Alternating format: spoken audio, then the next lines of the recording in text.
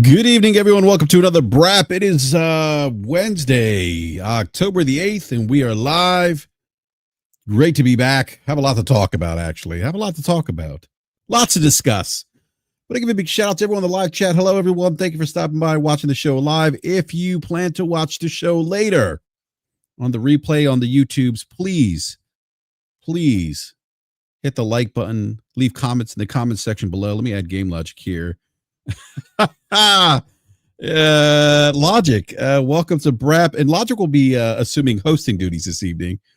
And I love the Ollie North profile picture. Last week it was Amy the Hood. Now it's Oliver North. What's going on, Logic? Nothing much, man. Nothing much. Do we get to restart the show? Do I get to do my intro? Yeah, we can do that. Hold on a sec here. Can I do that? Yeah, we're going to restart the show again right now.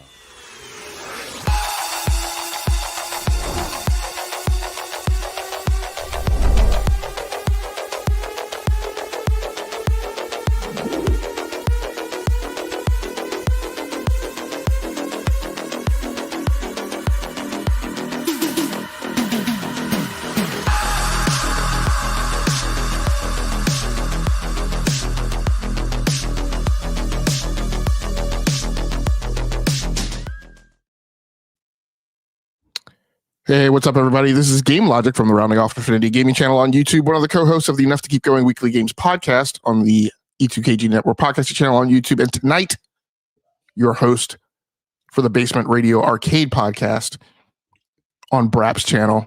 Here with me, as always, I have my stalwart partner in crime, first of his name, destroyer of narratives, rider of dragons, Mr. BRAP himself. You know what? I love that intro. That's great. Destroyer of narratives, rider of dragons, and the BRAP. I love that. I feel like I should have like I don't know, like some kind of like a WWE like entrance theme, like pyrotechnics going off. Although I gotta say, you were dropping some napalm this morning, as Reforge put it. So before we get into that big discussion tonight, why don't we start with a real quick, because I haven't been playing a lot. I was out of town over the weekend on vacation. I took my Steam Deck LCD with me, played some Art of Rally, and then I was playing some SnowRunner earlier in the week on PC. I'd broken out my wheel and pedals and was playing that. And then since I've been back, I've been trying to catch up on sleep to kind of take care of my health and my mindfulness during the workday. And so I really just got into PGA Tour 2K25 on PC because I needed something kind of relaxing to play after the kind of ridiculous day that was today. But you have been playing one of the biggest releases, arguably of the year, not just of the fall or of October or the holiday season, but some might argue one of the biggest releases of the year. So why don't you talk us through the banger you've been playing? Yeah, I've been playing Ghosts of Yote, and look, I'm about 4.5 hours in. I haven't put in let me get Nib in here. You want to welcome Nib, Logic, since you're host this evening? Yeah. Hey, good evening, Mr. Nib. How are you? Not too bad. I'm actually playing Yote. Yeah, you said that was possibly going to run you some interference for tonight. So I think the show and the audience mostly know you, so I won't have you go into your intro just yet, BRAP. But I tell you what, please feel free to jump in with commentary as BRAP kind of gives us a quick brief out on his first 4 hours or so in Ghost of Yote. Okay. Go ahead, BRAP. Yeah, go for it. Yeah, so I've played about 4.5 hours, and I've started playing the game with the Japanese voice acting turned on. Mm-hmm. I did switch back to English, the English dialogue or English voice acting, and it wasn't as good, in my opinion, to the Japanese voice acting. And so I'm reading subtitles, but I feel like that is the way you should experience Ghost of Yote. But I will say this: I think it's a better game than Tsushima. I don't know how to pronounce her name. The main protagonist, Atsu. Yeah. Atsu. Atsu she is just lethal. Like, the way you were introing that was like you were going to say she's unbelievable.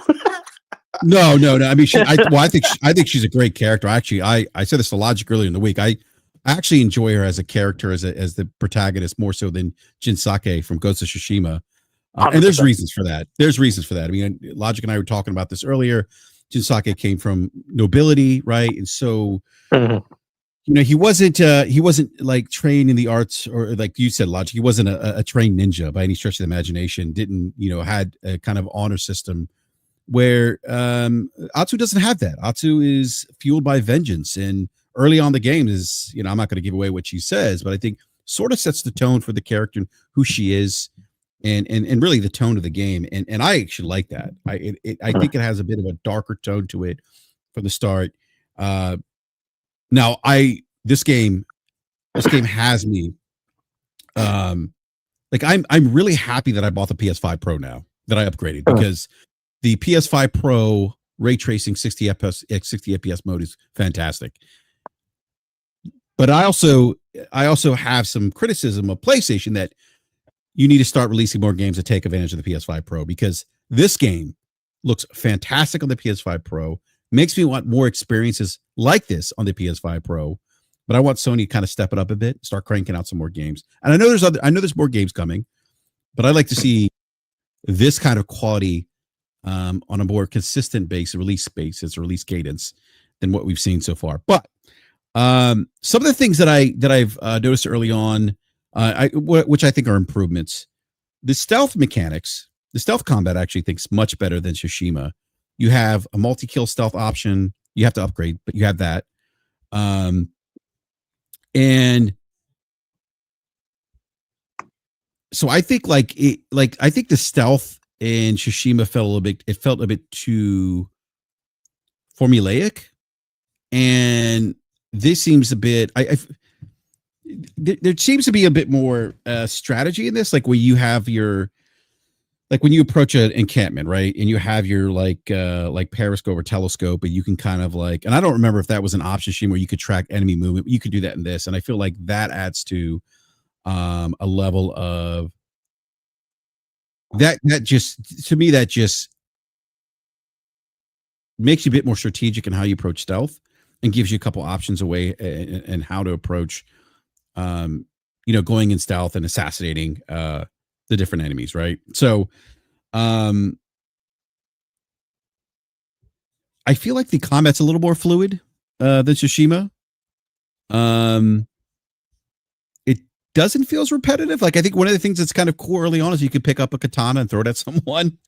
But yeah, I am it's interesting because I'm not somebody who does a lot of side quests, but I've been going back to the bounty board a lot because I really enjoy the combat mechanics, and unlocking the different stances and the different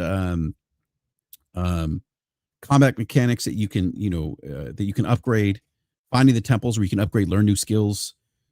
And so that's not typically how I play. I don't typically do a lot of side quests, unless of course it's one of the best games of this console generation, or this generation period, which is Baldur's Gate 3.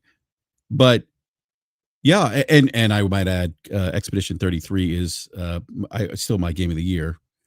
Baldur's Gate 3 is incredible though, but yeah, I think Logic. I think that they knocked this out of the park. I think this is an improvement from the first, and that's not easy to do, right? I don't think that creating a new IP is easy, and then creating a new IP that is well received, is a good game, taking that and then elevating and building upon that success of the first Ghost of Tsushima, or the first Ghost game. I think that this game is much better than the first.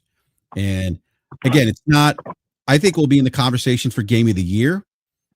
It's still not better than Expedition 33 in my opinion, but I think it's a great game and I'm really enjoying it so far. So Nib, notes to add? Yeah. How far in are you, Nib? So I've actually played it for over 40 hours. Oh my gosh. But I've only beat the second Yote 6. So So you know what's funny is that yeah, BG said the same thing on Twitter. He said it's going to be like it's going to what do you say? It's going to be Halloween before I get to the second dude, it is of the Yote 6. crazy. Yeah. I'm not joking. While I just before I got on here, right? I was let me just jump on. I'll play, half an hour or something before his show. I'm going to tell you the exact order of thing. I've actually got a 30-minute recording of this exact thing because I was like, this is the problem in a good way with the game. So okay, I start off, I'm at the top of the hill. I see a fight taking place down below, like loads of people, must be like 15, 20 of them. I'm like, you know what? Obviously, I'm going to help these guys out. They're like chucking grenades and shit. So I run down, I help them out, and it's the, Matsuri, whatever, like clan, and they pay me. And then in the distance, I get out my spyglass. I can see like a really tall tree on like what looks like a cliff. I'm thinking that's like a peculiar looking tree. That looks out of place in a good way again. So I get out my spyglass, I zoom in, and there's a pillar there with like a sword fucking thing, right? Sword kit. And I'm like, awesome. I'm going to go and grab that. I wonder what I'll get. So I go down and I'm just coming to the sword kit. And then next thing you know is a friggin' 5 horses and these fully armored out, decked out boys. And these ones look way more armored than usual. And they're like, oh, we need to take her. We're going to make an example out of you. And usually I'm playing on lethal. So, even a normal enemy can kill me really quickly if I make a mistake. 5 solidly armored dudes. I'm thinking, oh, shit, this is going to be a bit harder, but I want that sword kit. Anyway, so they come out, I fight, they kill me. But weirdly, I don't die. It's a cutscene. And again, this is just random, right? It's a cutscene and they're dragging me and they put me on this like crucifix thing, and they're like, we're going to execute you in broad public to make an example out of you. I'm like, cool, this is different, like I'm not even dead. Anyway, so I end up like freeing myself. You can like cut yourself loose, and then I kill them, but now I'm not near the pillar anymore. So I'm like looking on my map like, shit, where was I a second ago? Where can I get this sword kit? And I'm trying to look around, and as I'm looking around, I notice like a cave in the distance in a cliff. I'm like, oh, okay, that's new, I haven't seen that. So I run up with my horse to the cave, and I hear like a lady crying inside, right? She's like screaming. I'm like, what the hell is going on over here? And I go up, and then a guy comes out. He's like, all like antsy. He's got his sword, and he's like, "Don't take another step. I'll kill you." Blah blah blah. And I'm like, she's like, "What's going on? Like, why are you threatening me? I'm not. I don't come in like trouble." And he's like, "My wife's giving birth, but like, we've got a bounty or whatever, and blah blah blah." And she's like, "You know what? I'll never attack even for a bounty. I wouldn't attack someone who's going to become a father. So I'll help you instead against other bounty hunters." So the bounty hunters turn up. It's a big fight, and then I kill them. And then his wife gives birth in the cave while we're fighting. And then he's like, "Oh, we don't have much, but what can I pay you?" And you have an option. You can take money. And I just said, "You know what? You're a new dad. Keep whatever you can." And he's like, "What's your name?" And I said, "Atsu." And then he's like, "I'm going to call my daughter Atsu after you then." And that will be like me honoring you.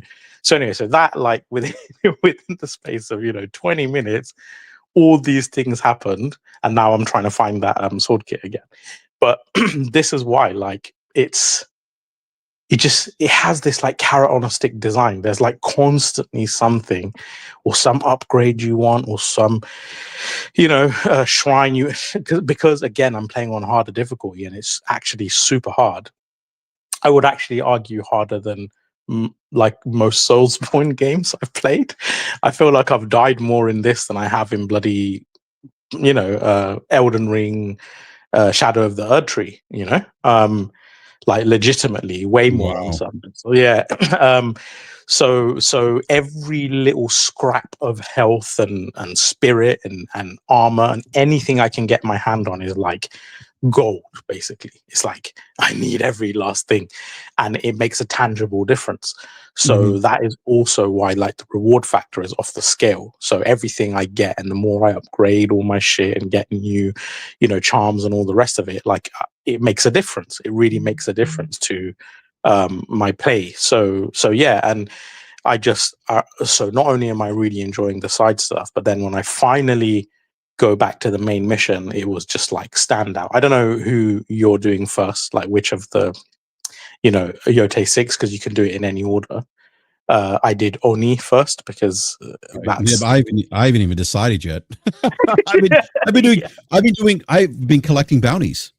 Yeah, and you're right. You'll see like little like fights in the distance, and like you're like, oh, let me go check that out. Yeah, literally, like that's what I mean. 30 minutes. I got the whole recording, and I'm like, how do I even put this on Twitter? Because it's 30 minutes long. But it's like it's such a perfect encapsulation of why I have so many hours in the game. Because like I feel like my whole experience has been like that. There's always something. Like even if I go to a town, or sometimes you're out in the wild and you'll pick up bounties in certain like posts and stuff that are not in the towns. They're like unique to exploration. And it'll be nearby, so it's like, oh, that's cool. And like sometimes the bounties will give you, like a new sword kit or like a new something more interesting. So I'm like, oh, I kind of have to do it. So yeah, and then the other thing I would say, like the base game, in my opinion, I gave Ghost of Tsushima an 8. I know loads of people really love the game, right? It's one of those games where the user scores significantly higher than the critic scores. I think it's like 83 on Metacritic, but then it's like 94 or 95 on PSN and 90 something in the low 90s on Steam. So it's one of those like kind of fan favorite games. But for me, the first game, I just found it too repetitive. And even on like Lethal, it wasn't that difficult after a while. Like I actually put it down to hard because I thought hard was harder than Lethal, because on Lethal, yes, you die really quickly, but you do so much damage. It's like becomes a bit of a cakewalk. This one is so much harder, so much more mechanically demanding. Timing windows are smaller, at least again on the hardest difficulties. But like from gameplay to diversity of side objectives, like there's a much wider gamut of things that you're actually doing, whether it's sort of in the gameplay design, the mechanics, the dual sense use, painting, using, the bamboo, or, there's a multitude of different things. So you'll constantly kind of feel engaged. Whereas in the first game, I was like, okay, I'm really doing my like third or fourth bandit camp in a row, or like the third or fourth fox, whereas there's enough different things interspersed in Yote that I don't have that same feeling. And I kind of had this with Spider-Man 2 as well, where the first one I thought was too repetitive and the second one had that broader diversity. So yeah, it's kind of like evolved in all the right ways. And I do think this is a much more gamer's game, especially if you play on the harder difficulties. Like if you want less of an action adventure, even though this is an action adventure game, and more of like a hardcore kind of hack and slash, just play it on Lethal or even hard, and it will, kick your ass like proper. I'm talking like you get two to three hit by most regular enemies, and some bosses can even one hit you. So it's like and think about it, like some of these bosses you got to fight for a good 1 to 5 minutes, and you're probably going to be parrying or dodging, I don't know, like off the top of my head, like 15 to 30 times in that window. So imagine having to do 15 to 30 perfectly executed dodges and parries. It is seriously demanding. It's so demanding, but I love it. Like for me, it's like it was made for me. So yeah, like I love it so far. Like it maybe doesn't have still doesn't have like the side quality highs of like a Expedition 33 or like a God of War Ragnarok or something like that. Not quite on that level, but the base game and the kind of competency of the mechanics, like I'm loving it. Like I couldn't really ask for much more, especially after Shadows, like AC Shadows. This seems like such a huge step up. So I personally can't believe that it's so close in the review score. Like to me, there's a tremendous valley in between the two games. And like you said, I much prefer Atsu as a character to Jin, who I thought was a bit dull and stoic. She's got a bit more personality, a bit more edge, a bit more backstory. And all the characters you meet along the way are a bit more interesting. Even the ones like the rage baiters would hate. Like there's this one gay character. but it's like he's a really entertaining character because he's like constantly flirting with one of your cohorts. And of the cohort is straight. He's just like, what the fuck? And this guy's constantly like, like talking about his arms and his, his face, and he's always trying to. And it's little things like that are just really funny. It's like a nice, entertaining, twist on things. So yeah, so far I love the game. Like, definitely one of my favorites of the year.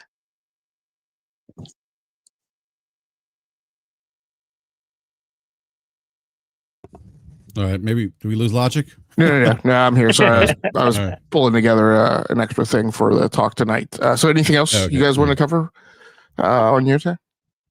Oh, fuck. Yeah, I will say, it's the game's. It's a great looking game. The ray tracing pro mode looks. It looks really good. The one thing that's interesting too, and we've talked about this before. We talk about exclusivity. And we've had the discussion around how exclusives can drive innovation, implement new gameplay mechanics, take advantage of the hardware. And while this is more of a novelty to me right now, for me at least, with Ghost of Yote, the use of the DualSense, I say DualSense Edge because that's what I'm playing. Yeah, the DualSense controller, and using the gamepad, right, to create fire, to cook food. It's cool. The novelty does wear off, but I like the fact that they thought about it. Right, they thought about. You can skip it though, right? You can skip it. Yeah, you could actually hit the X. I skipped like 80% of them. But then sometimes when you've had like a big battle or like a big story thing, sometimes you just want to chill the fuck back and absorb the world. And in those moments, I don't skip. I'm just like, do you know what? Yeah, I need a bit of downtime. I'm actually going to cook my food this time. I'm just going to take in the slide, especially when there's like a beautiful sunset or like a vista in the distance. Mm-hmm. I just can't help but kind of get immersed. So I'm personally glad. And again, for anyone who doesn't like that stuff, just skip it.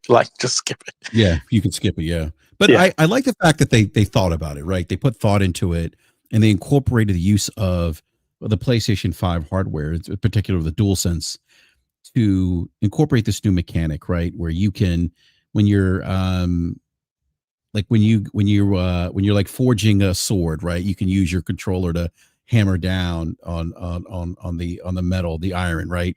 When you're cooking food, you can rotate your DualSense to to cook if you're cooking fish. So again, it's cool at first. The novelty does wear off, but to Nib's point, you can skip it. But again, I like the fact that they're trying to incorporate elements of the PlayStation 5 hardware, or DualSense in this case, into a video game. I'm gonna say, and people are gonna think I'm glazing, but I'm genuinely being honest. I think this game is probably tied with Astrobot as the best DualSense implementation there is. Mm-hmm. And I also think in terms of sound design, it's one of the best that there is on the console in terms of sound design. Like the music's great. Not even the sound effects, the wind. I don't know what they're doing with the technology, but like every individual audio note and sound and it's almost like there's so many different sound recordings in a single thing, and the sound stage and the spacing of things is like so well done. Like the last thing I played where I was like, oh, like this taken aback by the sound design was Returnal. And I think they did some sort of ray tracing sound thing with the Tempest engine. I don't know if they're doing something like that. I assume they are, because it just sounds so bloody precise. It's almost like it sounds like binaural audio at times. That's how crystalline it is, at least on my setup. I don't know what other people are experiencing, but maybe my headphones and stuff are just the balance of them in terms of the frequencies and stuff is good for this game. I don't know, but yeah, for the DualSense. And I made a tweet actually. I was playing and I realized I had the volume low because my wife was on a call. And as Atsu was playing her instrument, I could hear the music out of my DualSense, and I was like, "What the fuck?" You can hear it. Yeah, yeah. Hear it, And I realized they obviously, like a long time ago, PlayStation mentioned that they're able to in the dev kits. They have an option where you can convert the audio waves into basically vibrations through the motor, and that's obviously what they're doing, because it's like everything is translated into the DualSense. Every footstep, every gallop, every fucking string, every beat, every drum, every music, like they all play it out, and it's bad for your battery life, but it just feels amazing. And just when you play your ding ding ding ding, like you can feel it all over the controller, and it's positional as well, and it's just so cool.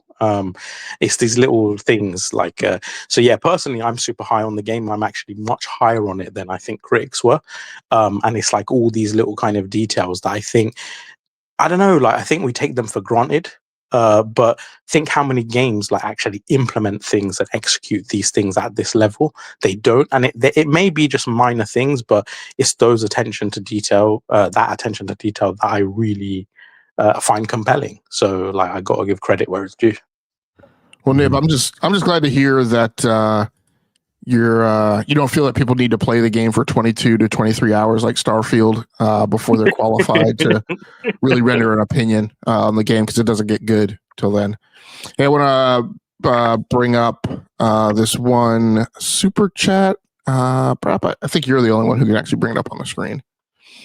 From PlayStation 360, $2 super chat. So thank you very much, PlayStation 360. We appreciate you. BRAP, great show, despite having Nibs on. LOL. And Nib, I presume that's meant as a term of endearment.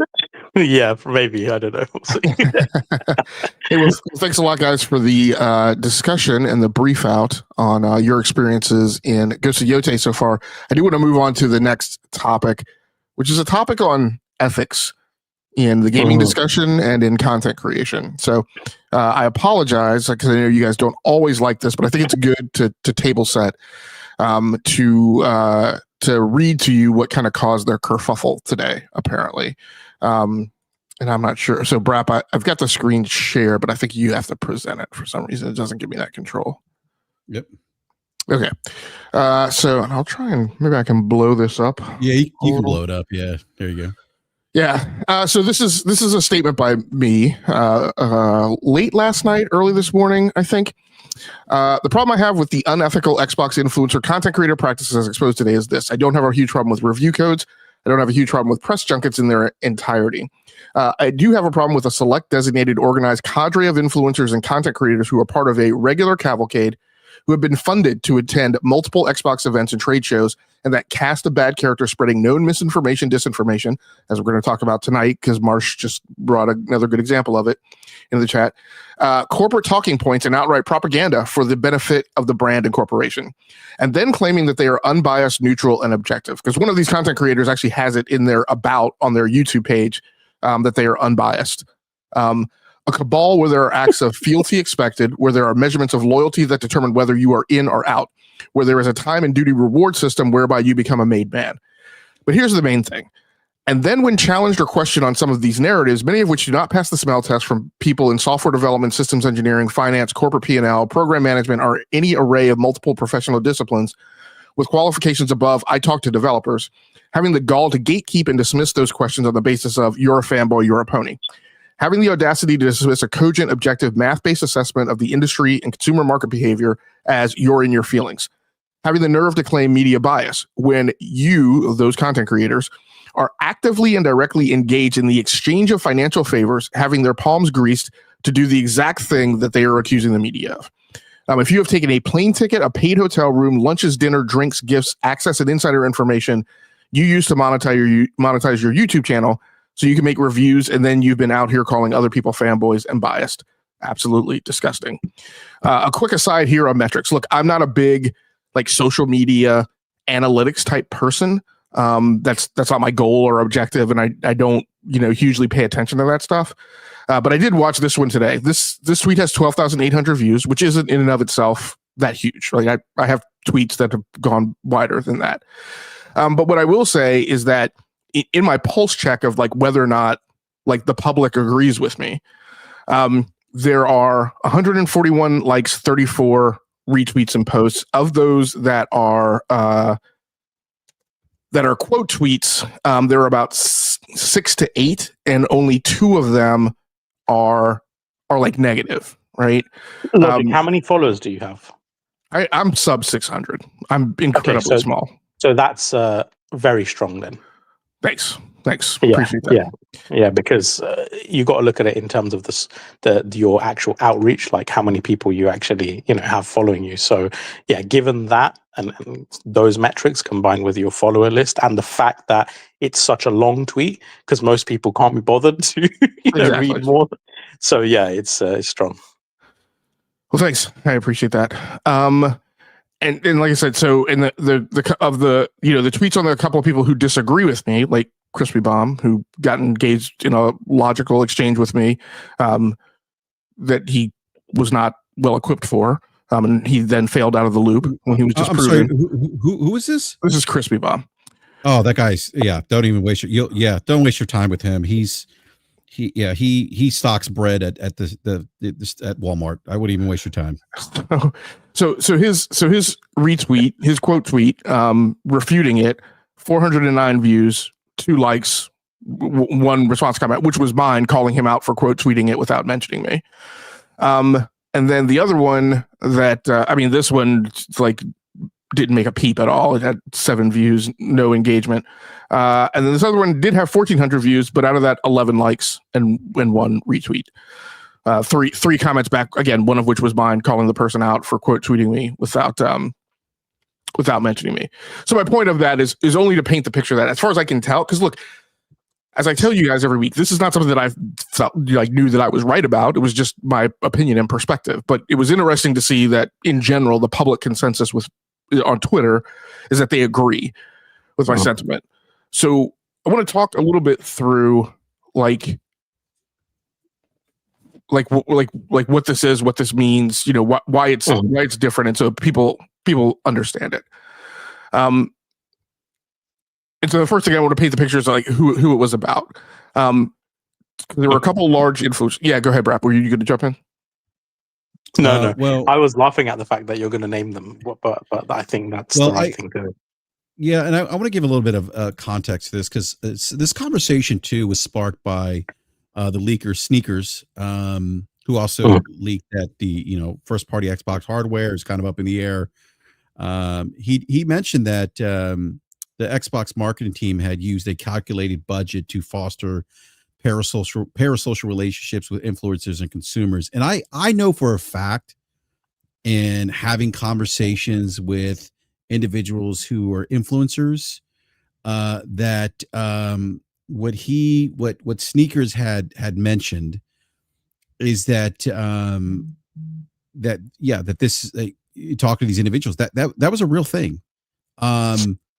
This perception of them being the Xbox being the good guys, right? And that they are willing to engage with consumers at a grassroots level that the other companies like Nintendo and Sony don't do. And so he brought this up, and I know for a fact like that there are people who have engaged with Phil Spencer, Aaron Greenberg, and I'm not saying everyone who's engaged with them is on the take, if you will, or lacks objectivity, or they're completely shilling for Microsoft. But there's a lot of that as a result of these parasocial relationships. So that's where that's what sparked this conversation. I'm sorry, go ahead, Logic. Yeah, no, those are good points.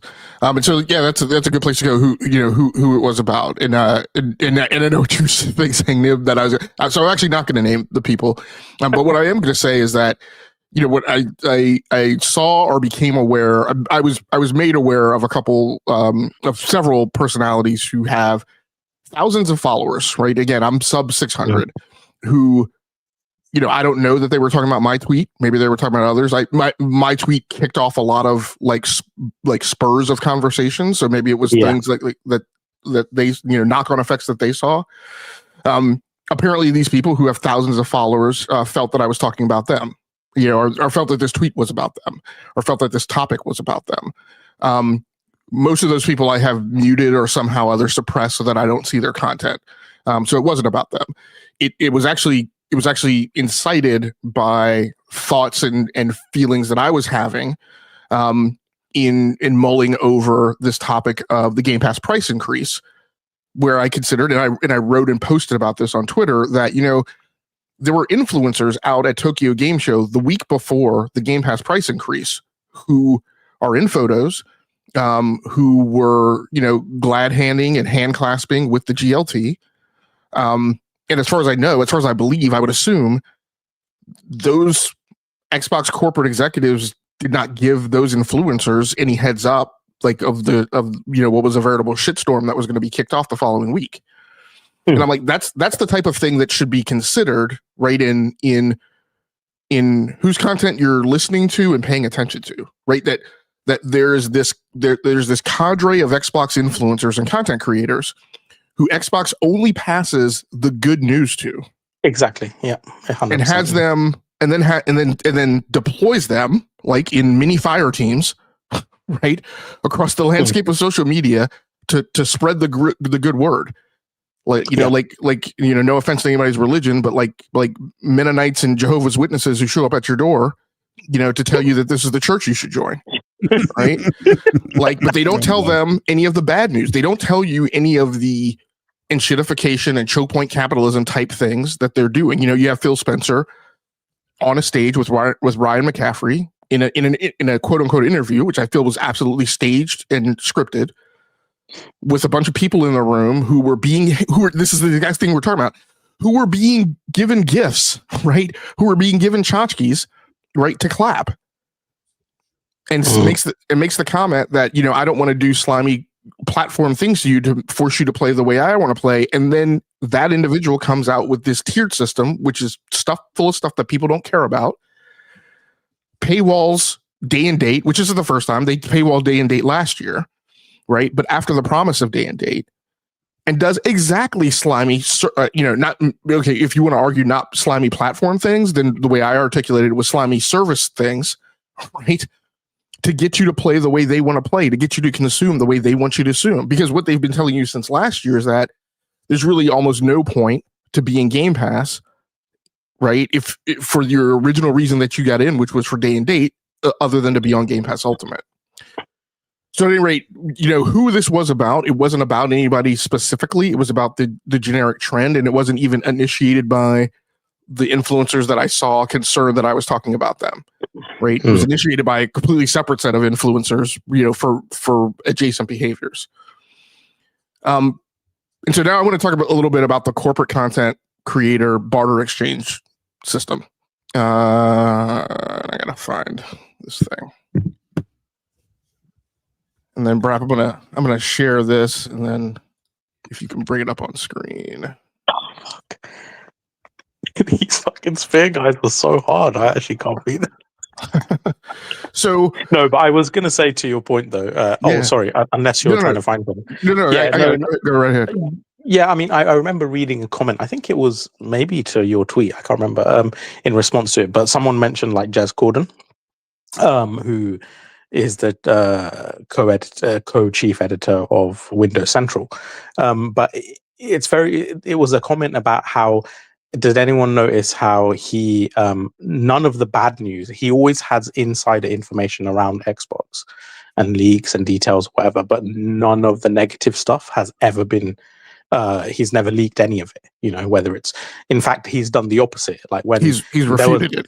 He's refuted it. When there was rumors about games coming to PlayStation, he said it's, you know, fanboy hopium, and about price increases, even about like, you know, when Game Pass sales cannibalization and profitability, like, and even in his interviews, it's weird. It's like he's covering for them, where say, they'll talk about I don't know, a specific thing to do with Game Pass, to do with games going to PlayStation, and in the interview that comes out immediately after, he will ask, "Is Game Pass going to PlayStation?"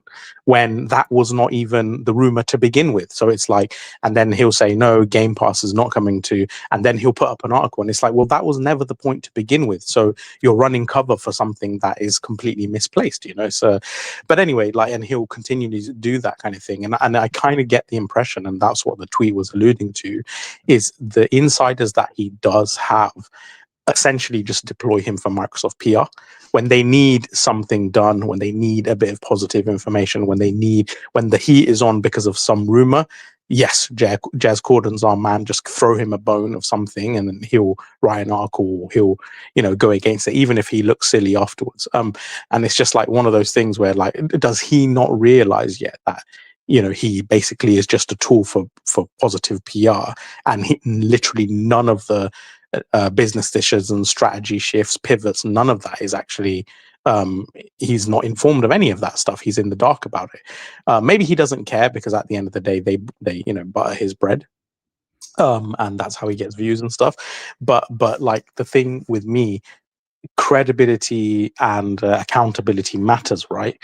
And even though I even speak to some of the people that we're kind of criticizing today, and I know, it's not necessarily a positive thing, but after a point when it happens repetitively over and over and over and over again, you have to call it out and you have to start kind of looking down on it, because these people are influencing and misinforming so many people, and that is a really negative thing in and of itself. Like, I don't know if it's willful ignorance, or if they know in their intention doing it, or if it's just, I don't know, but it needs to stop. Like, maybe it doesn't really matter anymore, because I was going to say, you said, misleading their listeners. And I think this has been there's a new video by, just came out. One of the Xbox founders, Laura Fryer, she talked about kind of Xbox losing its way, and maybe not being in touch with its gamers, and gamers. The Xbox gaming community extends beyond the Xbox pundits and influencers. But I think Microsoft, and I've said this before, I think the issue with Xbox right now is that they're listening to the wrong people. But that's because no one's holding their feet to the fire, so they just feed them shit, and they take it and they defend it. And they're like, oh yeah, our fans like this. Look what they're saying on social media. It's like, no, hold these people. Like, the one thing I'll say about this PlayStation community is that they get mad at PlayStation. When PlayStation does some kind of fuckery, they call them out, right? The PC community does the same thing with PC, right? The Xbox community, I feel like they just roll over and just acquiesce to anything and everything that Microsoft feeds them or Xbox feeds them. Yeah. And it starts from the influencers and the Xbox pundits. So I don't see a lot of accountability, and I think that's actually damaged the Xbox brand, and probably why, in my opinion at least, that the Xbox leadership has kind of missed the mark. Like, they just don't seem something is off, right? And I say that, and I say off in the sense that, like, if you look at where Xbox is in the marketplace, hardware, they've lost market share. They're still struggling. I mean, yes. Have they increased revenue? Yes. Through acquisitions? Absolutely. Do they own valuable IP? Yes. Is Game Pass a value add to the industry? Yes. But outside of that, I mean, they have certainly fumbled the ball a bit. The messaging has been bad, and I think they're just listening to the wrong people, because the people don't hold their feet to the fire. There's no accountability. So I'm sorry, I didn't mean to rant there, but go ahead, Logic. Yeah, no, we're going to get into some of the business implications of this afterwards. Yeah. And so, but like, you bring up a point, and Nib, you brought up a good point of, like, there are people who are not holding them accountable, and there's a reason for that, right? And we have Nate Dogg in the chat, who, I'm not going to go in on Nate Dogg, but you bring up a good example, stating how is that any different than what Nib does. And this is which is absolutely disingenuous. So I'm not even going to ask Nib to answer that question.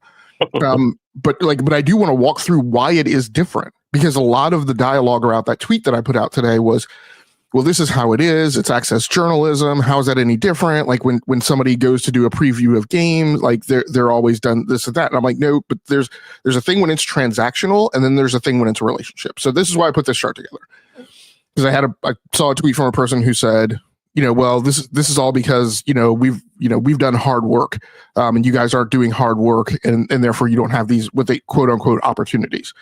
And you brought up a really good point of like credibility is important, and because part of this discussion is value systems. I don't I don't regard it, for me personally, based on the way my parents raised me. And I think that's what's kind of key to this, is how your parents raised you and what your value systems are. Based on how my parents raised me, it's not my goal or objective to have thousands of followers who are followers of mine because they like hearing me speak positively about a brand. That is the entire reason that they follow me. They don't follow me because of my intelligence. They don't follow me because of my analytical commentary.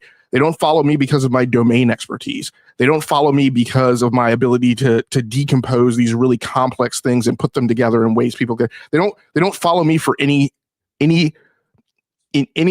characteristic of merit. They follow me because I have a positive message about a brand. That's not a rubric of success for me. So that notion that these things are being said because there's some feeling of a person's success, I get it. You're defining a success criteria that for a lot of people is relevant. But based on the way my parents raised me and the way my parents told me to put value on things, those things that you hold a value are not of value to me. So anyway, I put together this flow chart, right? To tightly couple it to this notion of like hard work. Well, the hard work that was done is these people have created content that started off as pro the brand, right? So let's say you start off doing game reviews or just doing a gaming podcast, right? You weren't selected to speak to this brand because you were even-handed, level-headed, because you were highly analytical, because you were very detail-oriented. Nib said it just now, like he was impressed by the analytics of the tweet that I wrote because the tweet is long, and most of the times that means that people won't pay attention to it. And Nib and I are very, very familiar with that. Right? Again, this notion that Nib or I do things in an effort to cultivate favor amongst the people on Twitter. Like if I was trying to do that, I would write short, pithy tweets that were one-liners and attach a meme to them. Yeah, because that's what gets attention. People don't pay attention to my writing of long prose, right? Yeah. But I do it because I feel like the all of the nuance gets tweaked out of the gaming conversation. But at any rate, so my point is, these people create content that was made to get them noticed by a brand, and they did it because of block 2. Because if I do this, then block 2, then I will be rewarded. What are rewards? Rewards come in the form of gifts and allowances, right? And like I said, I don't have a problem with review codes, right? But what we're talking about, and these people who felt that I was talking about them today outed themselves by corroborating that they have been engaged in this corporate content creator barter exchange system. That the opportunities that they're getting are they're getting flights to go out to places. They're getting their hotel rooms paid for, travel expenses paid for, dinners paid for, other things paid for. Now at that point, access to executives. Right. Now at that point, there's a transaction because they have given you something, right? Yeah. So what do I want to do? Well, I'm not being asked to write an independent review and this is like the Nate Dogg question, like how is it different? It's different because when you go on a press, first of all, for people who don't understand how this works, and this is part of my point of irritation too with the gaming community because they don't understand how this works. Most of the time across tech and gaming, when you engage to get like a hold of something that's a product, most of the time that setup, you are not talking directly to the company. The company has hired a third-party PR agency to handle things like that. They're the people who hand out review codes. They're the people I was a mobile device reviewer for a while, and so like I got a Toshiba Cosmeo laptop back when I did the gaming laptop reviews. I wasn't dealing directly with Toshiba. I was dealing with a third-party PR agency, and they do that to keep those things at arm's length and arm's distance, so they don't have that relationship. So that relationship is a layer removed. So in this system, however, with Xbox, you are interfacing directly with the company. And Xbox isn't the only one. Apple does it too, as well. But the difference is when Mark Gurman reviews an iPhone, everybody knows that Mark Gurman has direct access to Apple, right? He's said it. And this is another big part of it, is that These things are being done in the absence of disclosure. And so people say, well, how is that any different? Well, because when a live streamer has a sponsorship from Elgato, and so they have a bunch of Elgato stuff on their screen, they typically have a little block on their Twitch page that says, I have an Elgato sponsorship. I have an AverMedia sponsorship. It's why on Twitter, you used to, like, the things that are actually, tweets that are actually ads, didn't used to have that, but the FTC put in regulation that said, no. When you're doing advertising, you can't just run that and act like it's like a post from some general rando. So they've given you the thing. People who see New Girl, I give you cookie, you give me cookie, right? They've given you something. So now block 4. So now my content is compelled to be positive because I want more of that transactional exchange, right? It's the company. When it's the PR agency is removed. Quite frankly, you don't know the next time it comes around if you're going to be dealing with that PR agency or a different PR agency. There isn't a long-term connection, but this is Xbox. So they give me cookie, right? I want to do something positive with that because I don't want that transactional love cut off. So then we go to block 4. So the transactional love recurs, right? I go out on a second trip and a third trip. I do this over years. I have Phil Spencer show up on my podcast. The transactional love recurs. There's more gifts. There's more allowances. Hotel rooms paid for. More plane rides. Right. More you get behind the velvet rope at Gamescom or whatever to see a closed door presentation of a game. Right. Now it's a relationship. It's evolved from becoming transactional to contractual, and that's the big difference. All these people running around saying, "Well, how is this different? How is it?" It's different because it's not transactional. Because it's not a one-time thing or a two-time thing. It's a long-term relationship. It becomes embedded and entwined in the content that they create. So then I use this metaphor in the last section. This contract now provides me positives, kind of like a marriage. So I'm married. One of the things I get out of marriage is sex, right? Because I want more sex. I don't want the sex cut off, right? My love language needs to become one of constant, consistent, positive reinforcement, right? I just can't be a dick all the time. Right? I can't be a curmudgeon. I can't be cranky. I can't be grumpy. There are times maybe that's my natural disposition, but I need to make an adjustment. What does that mean? That means I'm compromised. That means what might be my natural intent no longer becomes the thing that I'm saying because I want this contractual relationship, this recurring relationship, this cycle to continue. I'm here on block 7 of the loop. I don't want the loop to stop. I want to continue on to to get back to the beginning to continue the loop. And so what happens? What square do I land on? I hit the square on the Monopoly board. I hit, return to go to start. And what happens? If I'm only a good boy and on my best behavior, then I will be rewarded. And we start the cycle all over again. So the people who are arguing with me today about, well, how is that different? This is how it's different, you knuckleheads. Right? This is why it's different, because it's a life cycle and it keeps going and going and going and going. And it's given off, right? The stench that it gives off is that the commentary around the brand is always positive. And when the commentary isn't positive, like when we did this Game Pass update, you can follow that too, because you can see that the pushback is performative. Right? Why is this bad? It's hypocrisy. Their credibility is compromised. When they're doing a review, the review has a preconceived outcome. The review is going to be positive. So all of you guys saying, hey, well, this is just how it is. Like, to me, you have a broken value system. Because why in the world? Because and what you're telling me is that you're not actually interested in gaming conversation and gaming commentary and gaming analysis and gaming assessment. You're only interested in tuning in to pro-brand media that supports what you want, all the narratives that go along with it. This is what happened, like the pushback. We're going to talk about this a little bit tonight. The future of gaming is mobile. Kids only want to play on phones and tablets. Nobody cares about exclusives. The future generations are playing less on PC and console, which is absolute, like all these things that are absolute bullshit that are wrong. Yeah. And when we refute them, it's with data, it becomes you're a pony, right? But what most of you guys in the community are saying is that that's what you want. I'm sorry, go ahead. Yeah, I really, it's an excellent point, right? And it goes to the tooth of what this issue is, right?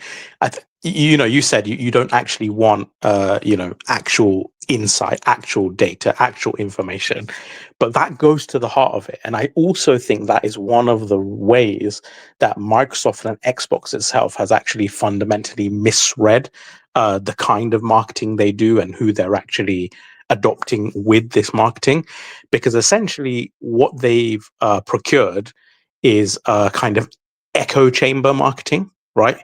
They are preaching to the already converted, right? It doesn't actually have benefit. Like, the reason the people you're describing don't care that the people they follow are consistently wrong with their predictions or data or market reads, and they literally just toe whatever new line that Xbox has, whether it's, the Series S, an amazing idea, it's not going to hold back gaming. Cross-gen does not hold back gaming, even though every developer is saying it does. Or it might be, the Series S, the lower price point is going to allow them to pierce the market in a much stronger way, even though this console is by far the least adopted out of the last three, sorry. Or Game Pass is going to be the future, or cloud is going to be the future, or Connect is going to be the future, or TV is going to be a much broader consumer base that's going to reach out to 1 billion people, and thinking just gaming is too limited, or it just goes on and on and on. Now its exclusives are bad, and whatever pivot it is, their kind of mouthpieces will parrot that, and the echo chamber will just absorb it, right? But on the positive side, that shit does not work with, one, people who are a little bit smarter, and two, who are a bit more kind of savvy and judge based on the actual deliverables and product, right? It doesn't actually matter to me as someone who's a little bit more in tune and let's just say has a bit more intellect than the kind of easily misled. It doesn't matter what any of you, even if you say something, or BRAP or some influence or whatever, at the end of the day, I can judge based on the actual deliverables and data. So if certain games are winning the awards, if certain games are having the reception, if certain games are having the sales, and I'm enjoying them, and I can, with myself, codify the quality of those titles or that release cadence or whatever, that is fundamentally the most important thing, right? So these kind of influencers, they can talk about all these things, but if it does not actually resonate with the consumers are going to know it's bullshit. Basically, they're going to know it doesn't come from a place of principle and more of a place of marketing and PR, right? Because they can see which games are the highest quality. They're playing them, right? They can see which games win the awards and what consumers are actually buying, and etc. etc. And I think what's happened is Xbox, I enjoy the brand, I enjoy the games, but let's be real, Xbox now, for the last few decades, last few console generations, has quote unquote not been the most popular device, right? They haven't had that since the 360. After that generation, from the tail end of that generation onwards, they've kind of had wonky market penetration and strategy blunders up. Yeah. I just want to stomp on something which you just said, right? And here we go down this road. Like, what Nib just said is an objective, fact-based statement that is represented by the distribution of the consoles across the market. That's not a matter of feeling. That's not a matter of I prefer PlayStation. That's not a matter of fanboyism. That is an objective fact that is proven by math. And so when you come into this chat and you refute that, you are being a tinfoil hat conspiracy theorist. Exactly. Like, who chooses not to believe science and math. I literally tell people I do not have a play. I mean, I do. My preference is PlayStation only because of the games. I like those kind of games. But the market and the data has a Nintendo and PlayStation bias. Like that. If it's, I'm not reporting negative Xbox news because I get a kick out of it. It just is. If the hardware sales are declining, if Game Pass isn't meeting growth metrics, I can't lie and ignore that just because it assuages people's fragile feelings. That is not what people who analyze data and numbers and the business side of the gaming sphere, that is not a credible way to assess these things. You have to just deliver the facts and data. And what ends up happening is these people, again, it's the echo chamber. And this is what I was going to go on to, right? Because Xbox has kind of been, let's just say, a faltering platform for multiple generations in a row. So what happens? That's curated an audience, right, that is so detached from the reality of the market desire or preference, right? So when the thing that they enjoy and love the most is not the thing that consumers, critics, awards bodies, and all the rest of it, that is not the things that are being championed. Like a Crackdown 3, a Sea of Thieves, a Halo or the Gears, they're not getting the adoration that, say, Breath of the Wild or Uncharted 4 or a Last of Us or whatever is getting, right? Rather than be like, oh, do you know what? Why are these titles, why are these platforms getting the attention and the adoration that they are, right, in an objective way? Their thing is, it must be a conspiracy. My taste is not flawed in any way. Everyone else's taste is flawed. It's just they're getting paid off. They're paying the critics. It's just marketing. It's just so they basically disassociate themselves from the reality of data and reception and actual credible metrics because it does not conform to their personal bias. And what's happened is in 2-3 generations, that has festered to a group of fanboys or consumers or whatever that are more and more and more detached from reality, so to the point where they will follow these echo chamber narratives and the people who just preach to the choir and just whatever positive pivot and whatever, they'll just regurgitate that because they've been conditioned to be this way over multiple generations of failures and failings, and they just cannot accept the reality of the rest of the market or what PlayStation is doing, Nintendo is doing, etc. And I think that is why it's kind of, we're in this heightened period now where one particular side is so detached from any kind of analysis and data. So we'll talk about it. Yeah. We'll talk a little bit about why like some of this stuff is useless. I want to address Nate's comments in the chat really quick, and then BRAP, I'll pass it to you, and then we'll go on to the next topic. So Nate, you're expressing, I guess, confusion over how this is not any different, right, than other things. And you're mentioning Boomstick, and I wouldn't have mentioned the name, but you brought it up. Boomstick, in response to what I expect was either my tweet or some knock-on effect of my tweet, right? Ripples on the pond. Boomstick said that he's been flown out, right, twice to Xbox junkets, and this was the point of my flowchart. The point of my flowchart is that he also had Major Nelson on his podcast too. Yeah. Like they actually, I'll never forget. He reached out to me and was excited, and I was happy for him at the time. But he said they picked me. And I know why they picked him. Yeah. But I'm sorry. Go ahead, Lonnie. So this is my point, and this is the picture I'm trying to paint for other people who are paying attention, because I'm not sure that you're paying attention or listening with an open mind. Like, there needs to be an understanding that this is a normative behavior within that community of content creators, that it is a specific goal or an objective to get this access and to go on these junkets and to have these things gifted, paid for, funded for you. That is a mark of success, right? So again, therefore, if you do these certain things, and let's talk about all the things, all the bylines that go along with this. I mentioned multiple times, right, that hold the line wasn't really hold the line, it was really toe the line. Yeah. Right? And so within a community of media creators, there is an ethos that says, if I toe the line, then I will achieve these objectives, right? That is how it is different. Reforged actually put it really well in a clip that I think he recorded last year, which is that that's correct.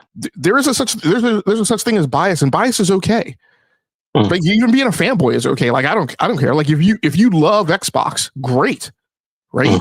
I like, how many times, like, if you've never watched this show, like, how many times, and people here will attest, how many times have I come in here and I've said, if you love Xbox, then just love Xbox, and you shouldn't be impacted by what the review score for Starfield was on IGN. Yeah, and I agree with that. Yeah, or things that you claim are a hit piece. Logic, I'll say this: if that impacts you and it makes you feel negatively, that tells me that you're not secure about the brand that you've invested time and resources into, and that you're not doing it out of pure love and enjoyment. Go ahead. Yeah. So just to go back to Nate's comment, right? My point of your question, right, which is this is not any different. It is different. It is different because if I am in a relationship with a corporation where I am consistently and recurringly and repeatedly receiving gifts in exchange for positive commentary, right, on the corporation, that is different. Like for all of your guys' accusations, there are plenty of us who, as Nib just stated, right, will say things that are factual and objectively based that to you guys, you assert that, well, that's because you're a PlayStation fan. That's fine. But we are not actively engaged in an objective to get a reach out from Nishino or freaking Herman Hulst, right? Exactly. Or Benson, right, in a hope that we're going to make it to, E3 or Summer Game Fest or Tokyo Game Show on a PlayStation dime, or even get review codes, right? Yeah. Like most of like anybody who's doing reviews that I know of is buying the game themselves. I did want to, because you mentioned him. I'm sure he's a lovely guy. I don't know him. Again, I'm only talking about the gaming coverage side of things. I don't know what these people are like personally, right? But who are you referring to, Nib? Boomstick, right? So Boomstick. I've talked to him. Like he's a genuinely nice person. Like I wouldn't have any bad thing to say about him, but the coverage and some of this stuff that's the issue. So I did want to talk about that. Like I've seen a few clips of him, for example, when Astrobot won Game of the Year, right? He was full on in this conspiracy that the media is basically paid off. PlayStation is like, and it's just like tinfoil hattery because your perception of quality is poor and the side that you've picked doesn't produce those kind of games, right? I think like to most objective people, I mean, look at Astrobot on PSN right now.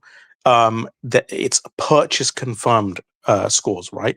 Reviews. The reason I emphasize purchase confirmed is because any Tom, Dick, and Ali can write a review on Metacritic user scores without even having touched the game. Insecure fanboys and stuff can write negative reviews. It's useless, right? But on PSN, Xbox, and Steam, it's purchase confirmed user scores. So people who have actually bought the game. Astrobot is sitting at like a 4.8 or 4. It's something ridiculous, which is even higher than it is on Metacritic, and it's already crazy high on Metacritic. So the people who are playing these games and buying these games absolutely adore them, right? And obviously the Game of the Year award speak for itself, is the most awarded game that year.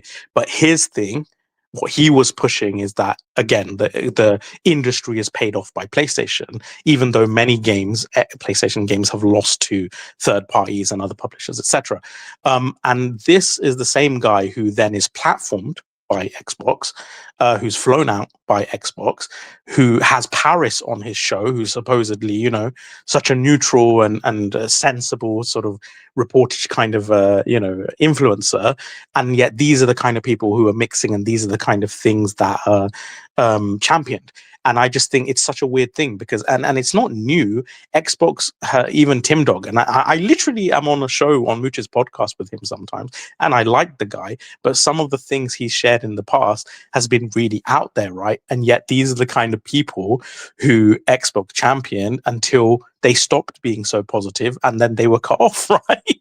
So it's kind of like I hear like they work hard. No, you just toe the line aggressively and without, even if you have to talk smack or talk misinformation about the other brands. That is the kind of thing that they reward. So it's not necessarily a good thing. It's not necessarily hard work. It just means that you're unadulteratedly focused on just pushing what they want you to push. Yeah, corporate mouthpiece. I mean, I'll say this. I know for a fact that, and this is why I'm glad we're having this conversation. And I'm surprised this topic or this conversation didn't come up years ago, because the Xbox did. And again, this goes back to that, sneakers, talking about the marketing budget to create parasocial bonds, relationships in the community by Xbox. And I tweeted about parasocial bonds and the psychology behind it. I think to Logic's point, reciprocity, access, validation. These things shape behavior, right? Humans, when you like someone, right? When you have a bond with someone, when they treat you good, there's a level of reciprocity, right, in that relationship. The same thing here. And so when Xbox is flying you out, when they're giving you access to Phil Spencer or other executives, Sarah Bond, when they're giving you hardware, when they're giving you games, when they're giving you kind of behind the curtains access, they're flying you out, they're whining and dining you. You are going to, they're trying to influence your behavior. And so I think if you're somebody who listens to these content creators, I think you have to ask, and I said this early on Twitter, are they speaking as fans, insiders, or marketers? Because when that line disappears, and I said this on Twitter, so does the credibility. The lines of objectivity get blurred. And that's what we're discussing here. And it's important to have that conversation, to hold these influencers and pundits accountable. And I don't think there's anything wrong with that. We should be asking those questions, right? We don't, none of us as consumers want to be misled. You shouldn't want to be misled, especially if you're spending thousands of dollars, hundreds of dollars in a product, right? And the other thing I'm going to say too is I know for a fact that Microsoft has punished Xbox influencers for being overly critical of Xbox. I know that for a fact, because I've talked to people who had very close relationships to Phil Spencer, to Xbox executives, other Xbox executives. And when they were critical of Xbox, Phil ignored them. They lost access. They were punished. They had their hands slapped. So what does that tell you about these relationships and the good guy image of Microsoft, right? They are doing this to influence behavior. And so these things should be brought up. I know someone's gonna be like, well, you wouldn't say that about PlayStation. Fucking right, I would. But PlayStation and Nintendo don't do that. They're not trying to form parasocial bonds. You know, I can't think of maybe they exist, but I can't think of a Nintendo or PlayStation content creator that's on par with someone like Colt Eastwood. I can't think of any, or has that level of access that some of these Xbox influencers and pundits have. I can't think of that. But I think it's important to talk about this because I think the line of objectivity has been blurred here. When you and to your point, Nib, the conspiracy theories of, oh well, Jeff, the Jeff Keighley award show is corrupt, and I'm like, you do realize that Phil Spencer, the head of Xbox, sits on that board, by the way. I know. So are you implying that Phil is willfully ignorant to the corruption of the award show and just letting it happen, therefore damaging his brand? I mean, what are we talking about here? It's madness. Do you want to know the crazy thing about this, right? Is in terms of like the reported shadiness behind the industry, more of it actually comes from Xbox, which makes sense because, everyone always talks about their war chest. And, for example, we know that it was reported that they paid Polygon. I think it was something ridiculous, like 500,000 to produce some documentary, but the documentary budget was considerably less. So it's kind of like it was like a payoff, but indirect, right? Like we'll pay you this big sum of money for something that is not going to cost that much to produce. And sure enough, or maybe it was The Verge, I can't remember, one of the two, and they were very Xbox leaning for a time. And there's a few little examples of that, even in terms of the public sphere. They had the ambassador program, which, if you have a certain amount of positive posts or whatever about the Xbox platform, you would get rewarded, with points and this and that, and maybe like a free Game Pass or whatever, these kind of things. So there are, I don't know if it's AstroTurfing, but there are examples of Xbox doing these things. I'm not saying it's widespread, but people always say like Nintendo's doing or PlayStation's doing it, but in terms of actually historical reportage, we have more actual information that Xbox has done these things than anyone else. And yet, the conspiracies exist or whatever. It's a very funny situation. Yeah, I gotta pay the bills here. Yeah. Gaming Ledger with the $5 Canadian says, just showing my support. Have a good show, fellas. Thank you for that, Gaming Ledger. I like Gaming Ledger. Yeah, I think it's important to have these conversations. because like I don't think anyone wants to be misled. Maybe some people do. I know I don't, but I think it's important to challenge some of these content creators who are, under the influence. But their followers, I don't think their followers want that. Their followers, what they want is confirmation bias. It's like, I've picked this brand. Yes. I've picked this brand and I want this echo chamber. I want to feel good about the decision I've made. I don't want to know the truth.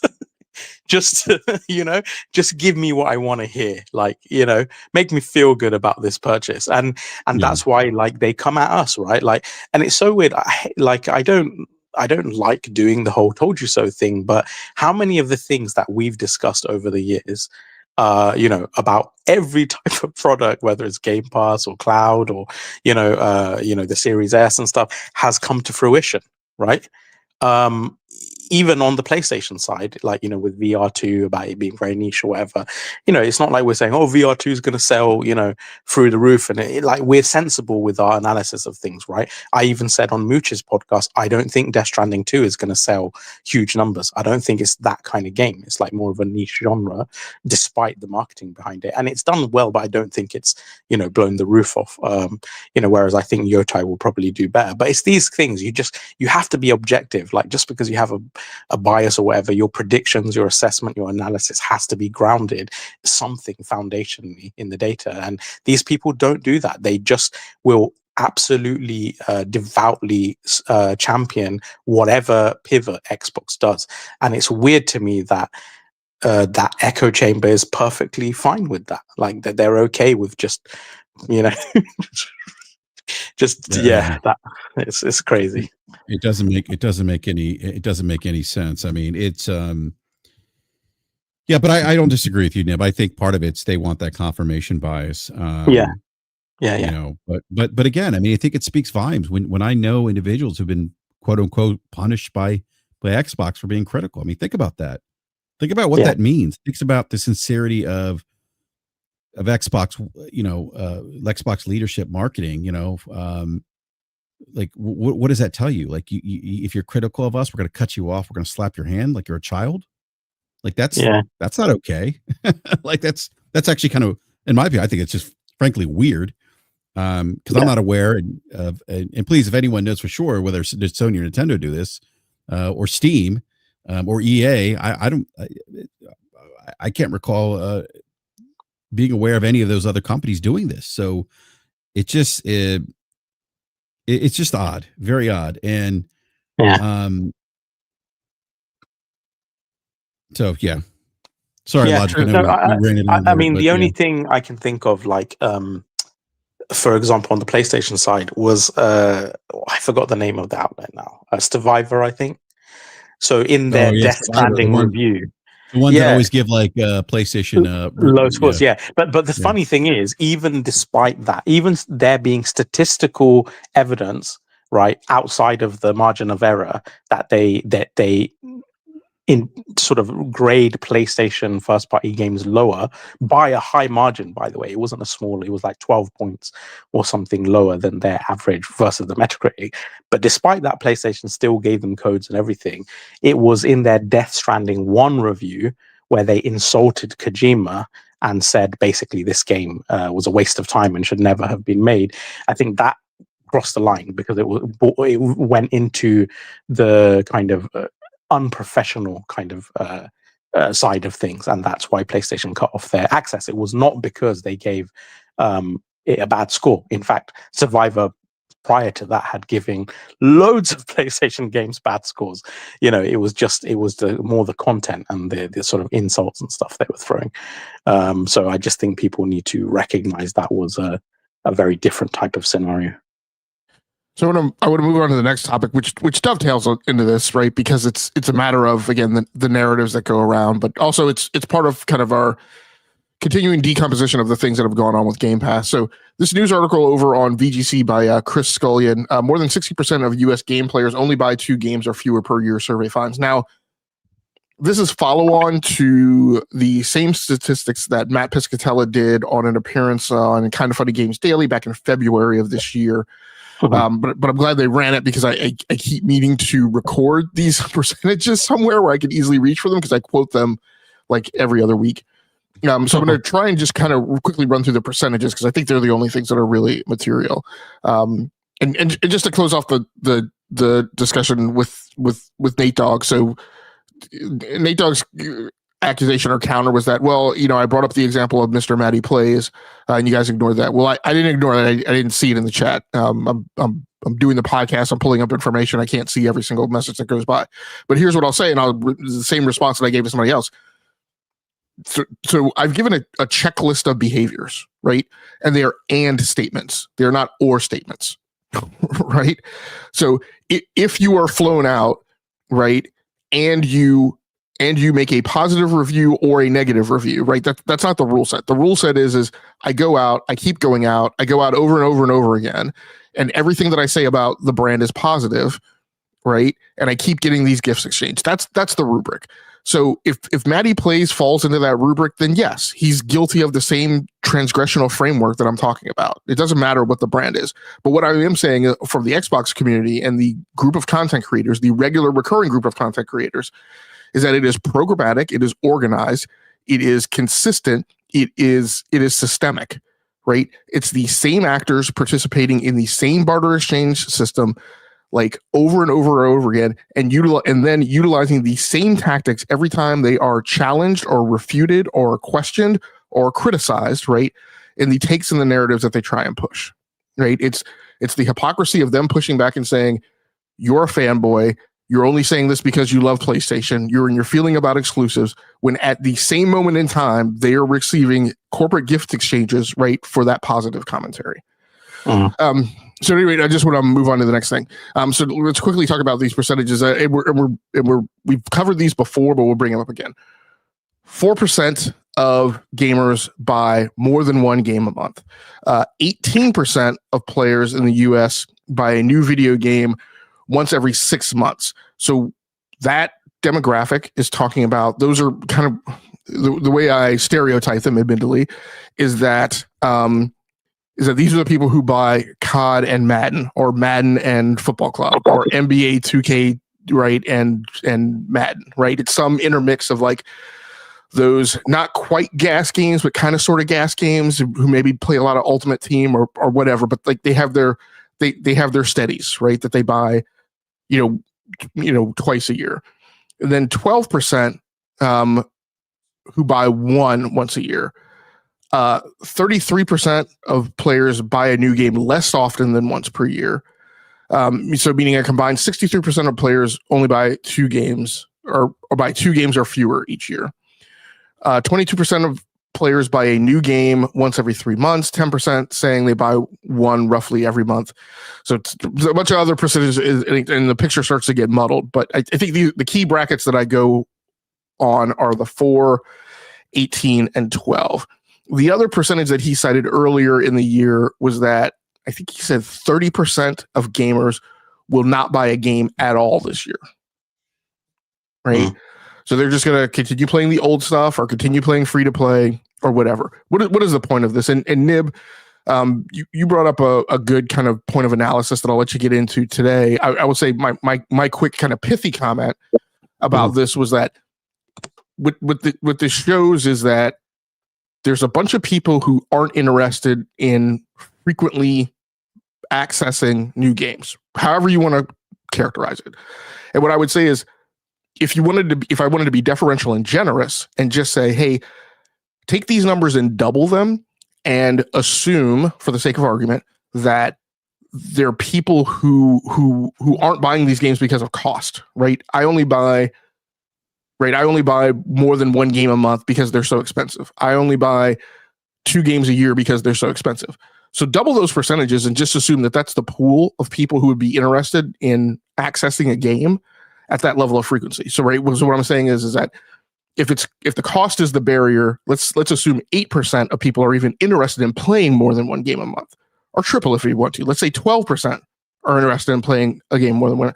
And so the point is, when you look at these percentages and give yourself kind of some easy outs of doubling them, or even feel free to triple them, I start asking the question, so who's Game Pass really for? because this question is coming up more and more and more and more. Who the hell needs and wants access to 500 games? Really? Yeah. Nib, what was your take on it? I mean, I'll read my tweet because it kind of covers it. So someone put out a tweet saying this data is the case for Game Pass, which was weird because my read was the complete opposite. And so I put this data is, if anything, a case against, not for Game Pass. If only a tiny percentage of players buy more than a game a month, and the vast majority play only a handful of the same games, many that are free to play, why would most spend $360 a year for loads of games? That's the cost of over 5 new $70 games a year. But if you include indie AA games or those that are on sale, you're looking at the equivalent price of close to 10 games a year or more, but that's games that you own, not rent. This data actually highlights how Game Pass, with its current pricing, obviously it's gone up, appeals more to a limited enthusiast demographic of gamer, those with far more money to spend, and those who have the palate to play a diverse multitude of many different types of games. But even then, it wouldn't appeal to all enthusiasts, as many will still want to play specific games that aren't on Game Pass, hence may prioritize being able to play those specific games that they want to play with ownership versus the ones that Xbox chooses or are first party. So yeah, like, again, it's this whole thing, like, and it's something like we've mused on a long time ago, actually. In fact, when Nib, I'm just trying to interrupt you, but to help, BRAP, can you bring Nib's tweet up on the screen, please? Yeah, I'm sorry, Nib, go ahead. No, but it's something we've mused on many years ago, actually. I think the first time I spoke about this was maybe back in 2018, I think, actually, or 2019, where it's this whole thing where the way people consume games is so different to how we consume music or TV shows or films or whatever. They're much more of a passive entertainment, where you can, like, while I'm at work, I literally will have shows on in the background, or my wife is cooking, she'll have TV. So it's a very different, whereas with a game, not only is the time commitment really strong and the interactive commitment really strong, but you can't passively consume games. Like, you need the controller in your hand, you need to be fully invested, right? Hence, not only are you playing fewer of them a year, but they're much more of a time and interactive sort of commitment. And so, yeah, this whole thing that Game Pass would be the Netflix of games, I always did think that was a bit of an odd one and a misread, because again, what kind of gamer, as this data shows, would want hundreds of games or plays hundreds of games? It's such a small number of gamers, and more still when you talk about different genres. Most people just play these handful of free to play and other types of games, sports games, GTA, etc. And they don't play a diverse sort of genres, your Silk Songs, your Expeditions, whatever. It's kind of a minority that do. And the data even shows us that on Xbox, people trial more games than on PlayStation and Nintendo. They play more games, but they spend significantly less time playing them. So they're just using Game Pass as a trialing system. Yeah, so fundamentally, to conclude, it's only really hardcore enthusiast gamers that, as the price of Game Pass goes up, are going to see more and more value in it, because there's only a small percentage of gamers, as that data shows, that are even playing many games a year. And now the price is so high, even someone like me who does buy and play 15 plus games a year, even I'm probably not going to renew it, because when it's a question of like, okay, it's the equivalent in price to over 5 $70 games. And a lot of the games I've played on Game Pass this year were not even $70 games. Silk Song is $20. I think Expedition 33 is like 40 or 50, and so on. It's got to the point where, rather than rent games for such a high amount, why don't I just individually buy them? And even if it may cost me less, it may cost me a little bit more, but at least I'll own the games. And then on the physical side of things, I can also trade, sell, etc. It's just become too cost prohibitive, even for an enthusiast gamer like me. So I can only imagine that the actual scope of draw that it's going to have is going to keep diminishing, even among the enthusiasts. So, I mean, this is part of the thing that's been brought up, right? As these prices have gone up on the Game Pass tiers, these questions have come up, like who's even interested, right? And it's not saying that it's not overall a good value. I've written an analysis that actually says I think the reality, well, it gets very complicated, but I may have mentioned part of it last week. My point is, I think the reality is I don't really think the price increases in and of themselves, by themselves, as a market dynamic, isolated to themselves. I keep repeating that because I think there's things that are going to happen that aren't driven by the Game Pass price increases. I think the Game Pass price increases actually will have very little effect long term. I think you're going to see a lot of churn this month, but I think a lot of the churn, what will happen is those people will come back in like over the holidays, like over Thanksgiving Day, over the holidays. Because I think in general, at least in America, I think Americans do a lot of kind of idle, like onesie twosie, like pocket change kind of spending. Mm-hmm. I think you're hanging around the house, people are talking, people are being social, you've got your phone, right? And it's just going to be easy to say, yeah, let me re-up to Game Pass, right? Because you want to play a game while you're on vacation. And I think that's going to happen. I also think people are going to, as they're starting to think about the coming year, they're just going to be like, yeah, $15 isn't that much, $30 isn't that much. I think most of the people who are the pay pigs, right, in the Xbox ecosystem, because I've suggested that, like, when you look at the financials and you look at the breakdown and you look at what's going on with Xbox, I think what is unquestionably the case, right, is that, they've got 500 million MAU, which means they have incredibly small ARPU, which we've covered on this channel like a bajillion times. But they make $24.5 billion in revenue. So they're number 2 in the industry, right? They're making money somewhere and somehow. And I think what that's driven by is they have a very small nucleus, and I say comparatively small nucleus compared to the 500 million MAU that everybody runs their mouth about. They have a very small nucleus of people who not just spend a little bit of money, but spend a shit ton of money, right? Yeah.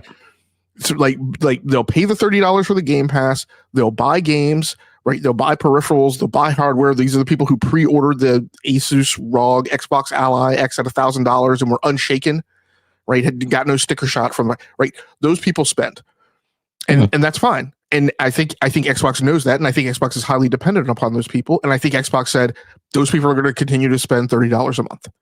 Yeah, right? Exactly. Yeah. And even if they were influencers who ran off and claimed that they were unsubscribing, first of all, I think a lot of that was bullshit. I think even if they did unsubscribe for a day, like I said, they're going to be back, and like they'll be back next payday. They'll be back, over the Veterans Day 3-day weekend, right? They'll be back during the idle spending times.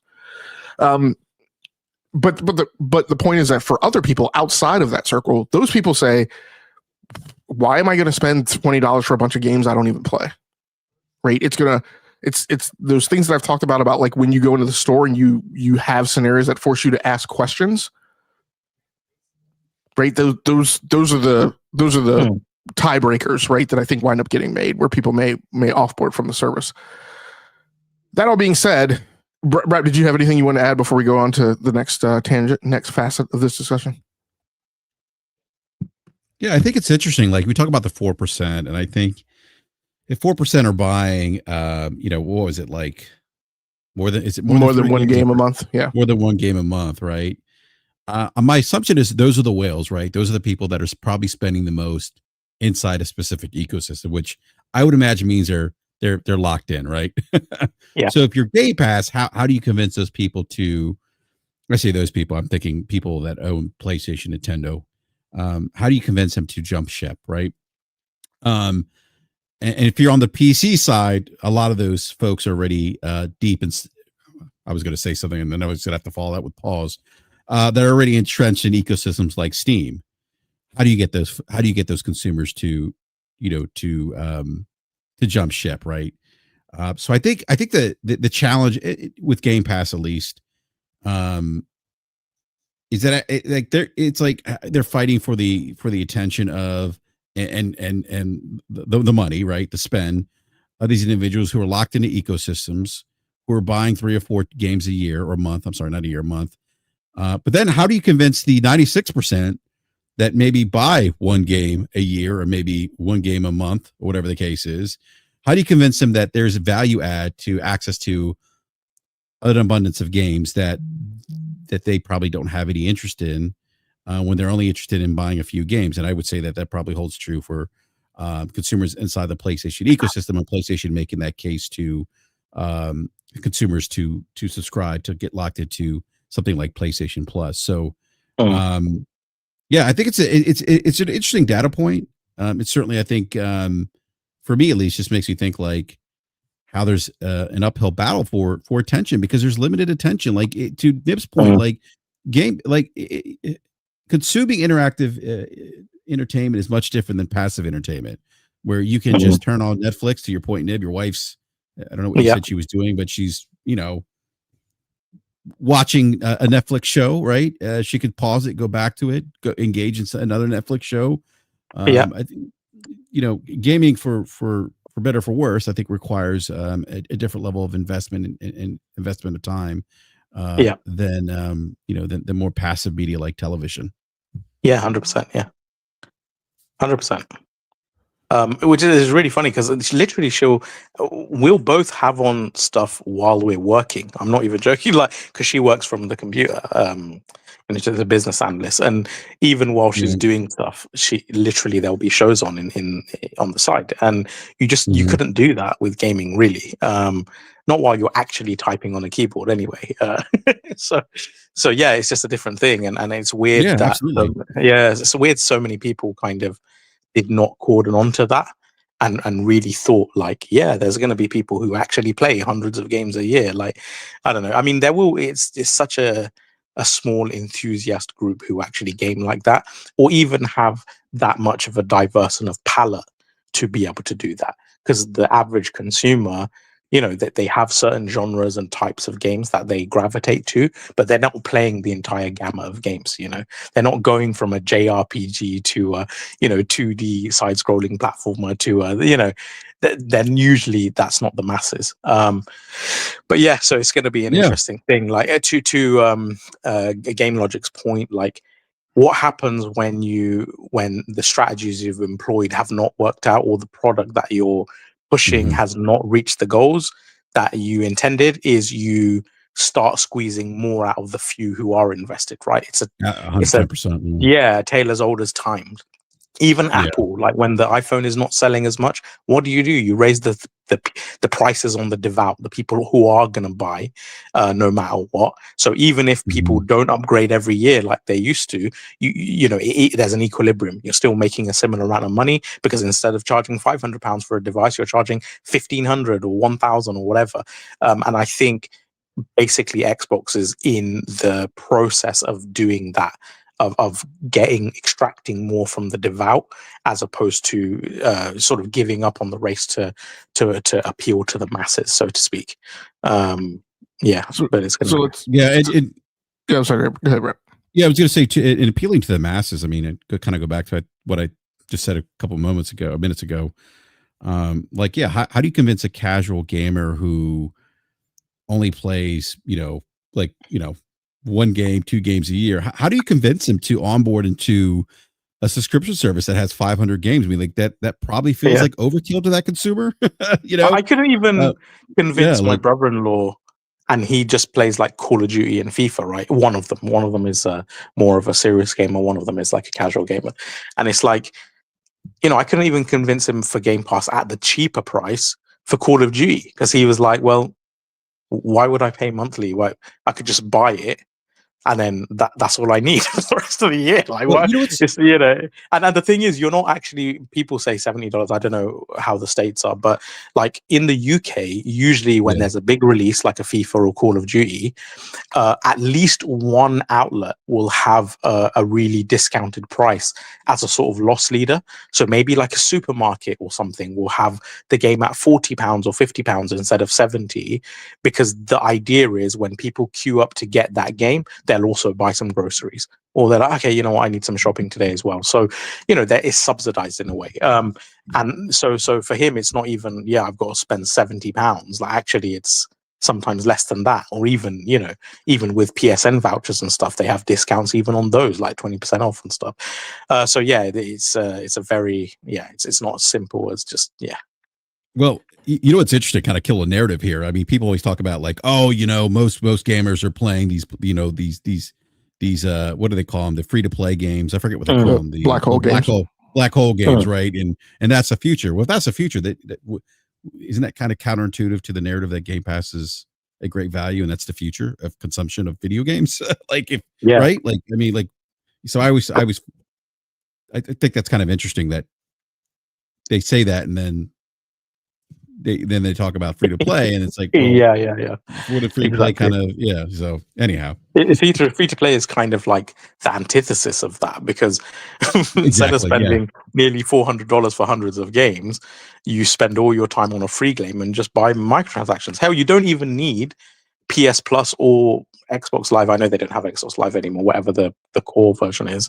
You don't even need Essential to play free to play games. Like you don't need paid online to play those games. So it's a really interesting thing. I just think a big contingent of the gaming sphere, and again, those influencers have fundamentally misread the market and who that would appeal to. And obviously, like, whenever you hear they consistently misread the market, by the way. They do. But what's crazy to me is, how do Xbox and Microsoft, a multi-trillion-dollar company, do the same thing? It's like every generation you hear, who is it? I think they're listening to the wrong people. I said this earlier. I think they're listening too much to their fans, to the fans that don't hold their feet to the fire. I think that's part of the problem. I remember there was a guy during the Xbox One, Yusuf something. He was there. I think he was like the head of platform at the time. And I remember he said they believe the Xbox One is going to reach like 1 billion or something, 1 billion users. And I was like, what? Because it has NFL and TV on it. You think it's going to hit 1 billion? Like, what is up with these people, man? Like, I do like this snap feature, by the way, on the Xbox One. So yeah, Paris said that's going to be the future of user interfaces on console. So I want to kind of platform off of where you guys have taken the conversation and kind of start to ramp up into this discussion of Xbox's iPhone moment. So we're kind of hovering around this notion of like, how does Xbox make the boat go, right? How does Xbox make this a viable business model? And so the first building block I want to put in place is kind of finish off this conversation at Game Pass. And I threw out this theory, and I don't know that I'm right, but I threw out this theory that, like, at the end of the day, like, these changes in prices really aren't going to shake anybody, right? I said that the T-shirt sizes for the new Game Pass tiers are actually correct. And the way I got there is that the truth is that Game Pass has peaked, right? So I don't believe that Xbox is in the mode of huge customer acquisition, right? They're not in this mode of, hey, we got to get 80 million more bodies in Game Pass. I think they've acknowledged that that's not going to happen. What I wrote here is the truth is that Game Pass has peaked. They put COD in Game Pass and the boulder nudge, but it didn't start rolling downhill. They played their ace, put down the biggest poker chip on the planet. There is no bigger play than putting COD in Game Pass. And so Game Pass has faded now to only trickle growth anyway, growth by worsening economic conditions. When game prices go up to $80, they'll get a bump. That's it. The revenue profile of 10 to 20% of their annual take is therefore pretty much locked in that percentage mix, right? The cup is full. That percentage is only going to float due to their other revenue streams ebbing and flooding. And so what I mean by that is, Game Pass is 10 to 20%. If they take a hit on hardware, if they take a hit on software, then you'll see that percentage go up just because that's math, right? But not because Game Pass is really growing, right? So, like I said, you'll see a bunch of churn, but people are going to come back. I don't think you're going to see a slough off of like a bunch of millions of people. Yeah. So then we talk about like well, actually, I want to get to the thing that I was trying to go back to. Let's also talk about like market demographics and trends, and refute a lot of what some other influencers and pundits have been saying. And really, this is a matter of me bringing up yet another example where this narrative is disproven.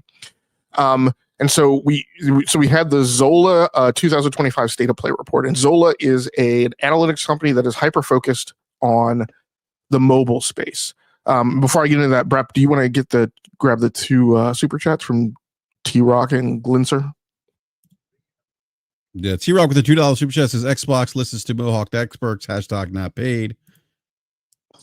And Glister with the $2 super chat says Xbox update with the Dodgers by success. I got it. Well, the Dodgers had success though. Maybe the Yankees might be the better. T-Reg, I gotta use that not paid hashtag. Yeah, that's pretty funny, actually. So at any rate, so Zola puts out this product report, right? And I picked some things out of the product report that refute a lot of what people have said, where they've said the future is phones and tablets. Kids only want to play on mobile. They only want convenience. Nobody's interested in consoles. Exclusives don't matter. And so the main things I picked out here is, mobile game industry revenue only grew by 4% last year. So part of this narrative is that, mobile's huge, right? It's going bonga. Like, no, it actually only grew 4% this year. And more importantly, when you look at this, mobile revenue actually declined by $9 billion from 2021 to 2023. That 4% growth was because they gained $3 billion back last year. Now, if you remember all the past year's narratives, those narratives were the console industry is not growing. It's all in mobile. But the reality is mobile was actually shrinking concurrently during the time that people were running around telling us everything's in mobile and so consoles don't matter anymore. I've talked a little bit about like the demographics or the financials on Steam and how constrained game success is on Steam. On mobile, only 1.9% of new games earned over $1 million in IAP, which is in-app purchases. And if you look at the financial spread, the peanut buttering of revenue, it is almost all in IAP.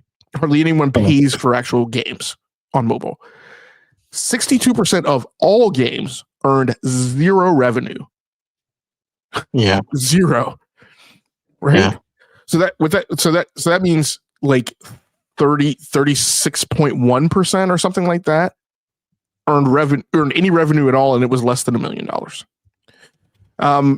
$24 billion of that revenue, which is almost a third, is made up by puzzle and casino games. The PC and console industry makes $95 billion-ish a year. I don't think that demographic of people is interested in playing a bunch of puzzle and casino games. That's just me. That's my guess. Yeah. Call me crazy. Right? Granted, RPG and strategy games are the biggest earners. Now, when you think about strategy games on mobile, they're like farm animal, like ootsy cutesy graphics, right? Clash of Titan type stuff that isn't really like core console PC gaming. And then there's a ton of monetization around ads and the remove all ads button, right? That's where a ton of the monetization comes from. So again, I don't think that any of these things constitute content and experiences that are interesting to the people who are currently spending $95 billion, right, on the market on video gaming. And here's my big one, because constantly we're in arguments with people. Like, it's constantly part of this narrative is, well, the younger generations don't care about consoles. Bullshit, right? Yeah. Here are the percentages across the generations, and we've said this multiple times on this podcast. The younger generations are actually playing on PC and console more than our generation is. Yeah. So when you look at Gen X, 44% on PC, 63% of them, right, of millennials are on PC, 68% of Gen Z. If you look at this as trend analysis, any low intelligence human being should be able to tell the percentage is increasing as you go down to younger generations. Yeah. 14% on console, 36% Gen X on console, 54% of millennials, 58% on Gen Z. Yeah. The interesting thing is that data, I think it might, if I remember correctly, I might not be, actually showed that more younger people play on console than on PC.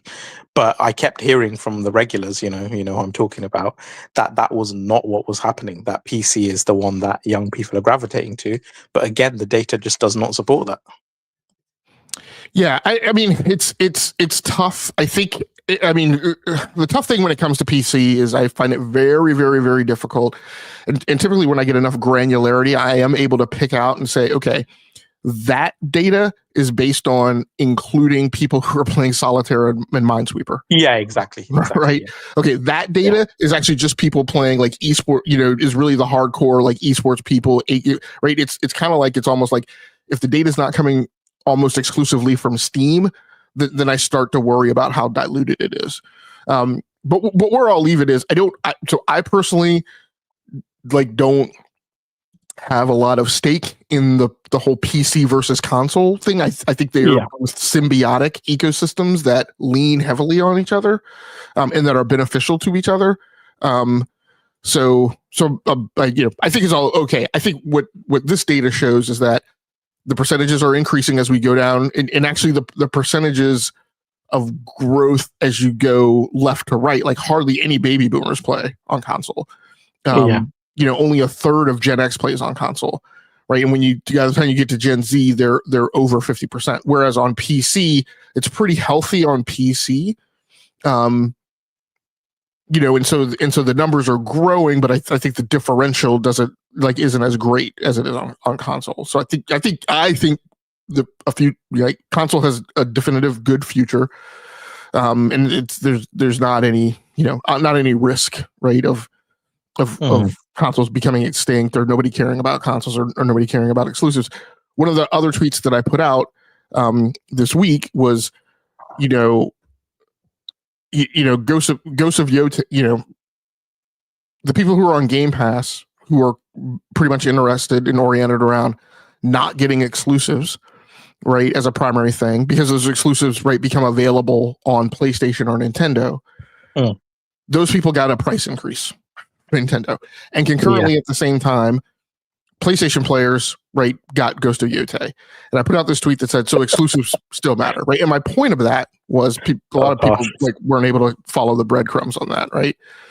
But my point of that tweet was, you guys who have bought into this narrative that exclusives don't matter, and so you're fine getting content that is diluted and watered down, and it comes out of a production pipeline that is focused on making those games and able to go across multiple platforms, and so they're built on UE5 versus games that are built on bespoke programming languages and not necessarily programming languages, but architectures and frameworks and engines that are bespoke and hyper specific to the hardware set and the abstraction layer that goes along with that hardware set.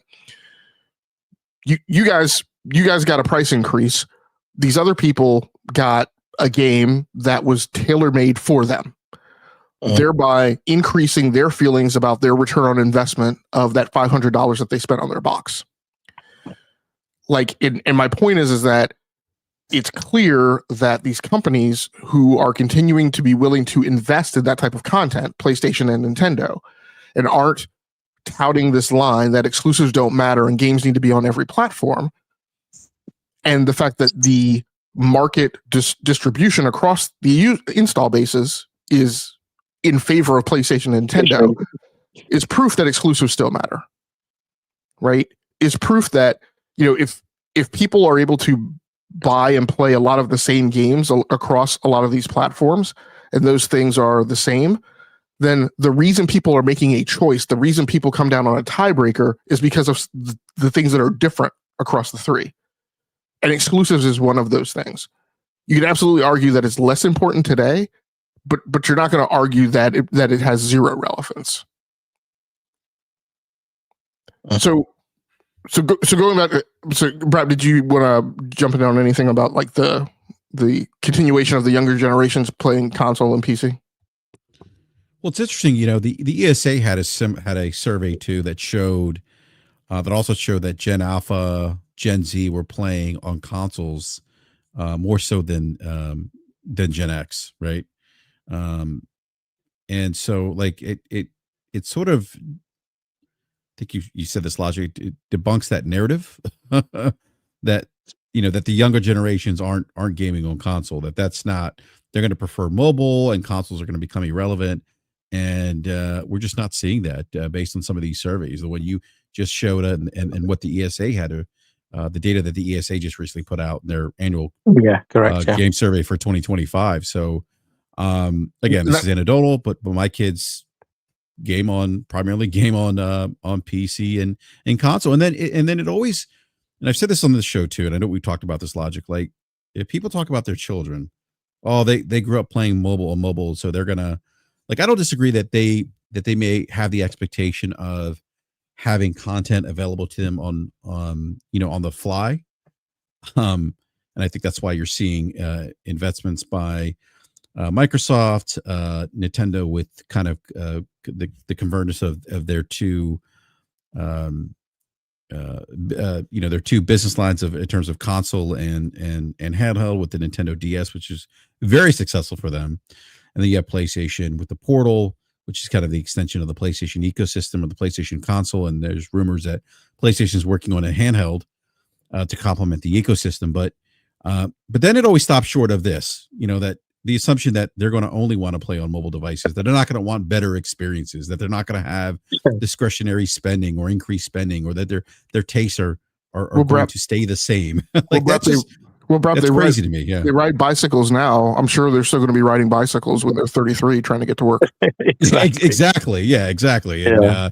And they're going to watch Netflix on mobile devices, and that they're just going to they're going to bypass owning a 65-inch OLED.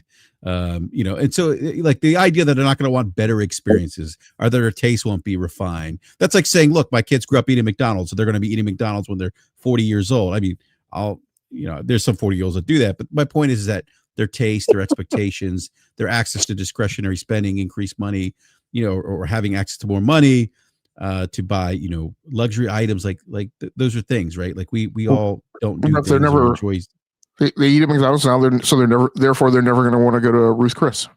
Exactly. I mean, they just want convenience, and going to McDonald's is definitely more convenient than going to Ruth Chris. Exactly. So, so that's one of the things that I dislike about that argument, that it just stops short at, well, what happens when they get older? So, hey, you want to grab that one super chat? Yeah, actually got another super chat here from T-Rock. Another $2 super chat says Delta Airlines boarding pass equals not paid. Thank you for that super chat, T-Rock. And then we got a $10 super chat from Glistener. Thank you for that. It says smart companies acquire while riding high.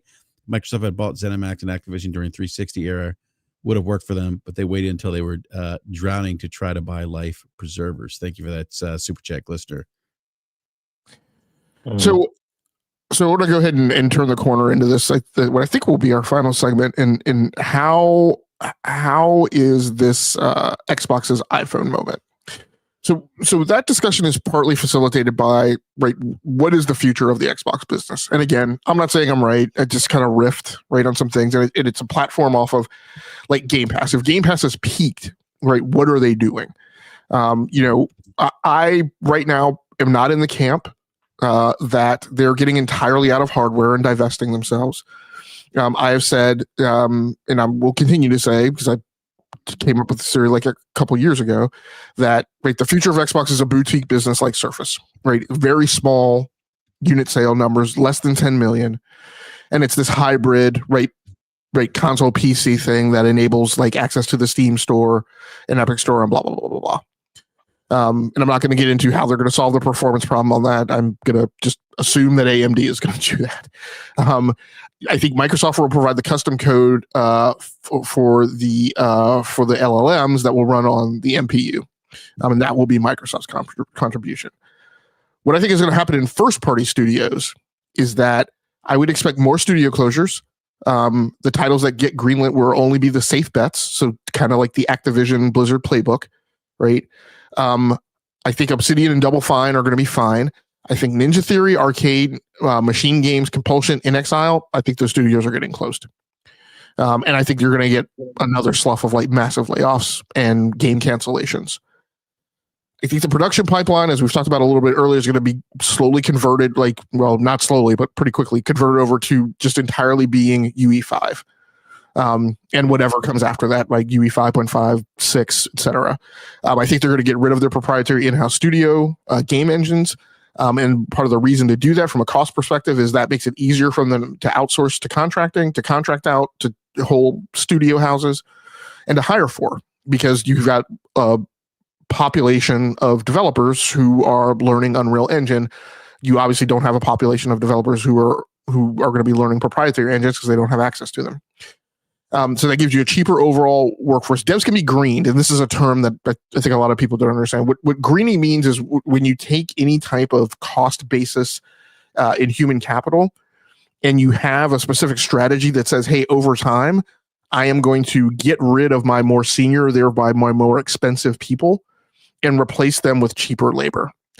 And so what this means is your development production pipeline, which is primarily costed around the cost of your workforce, That's going to give you an ability to slide those more senior employees out and bring younger employees in, because again, they're all being trained on Unreal Engine 5. So this is what the technology industry did when it oriented around Java and JavaScript.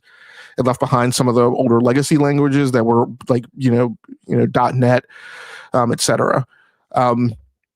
And then the company doesn't have to take on the capital burden of retraining new hires, right, on proprietary engines.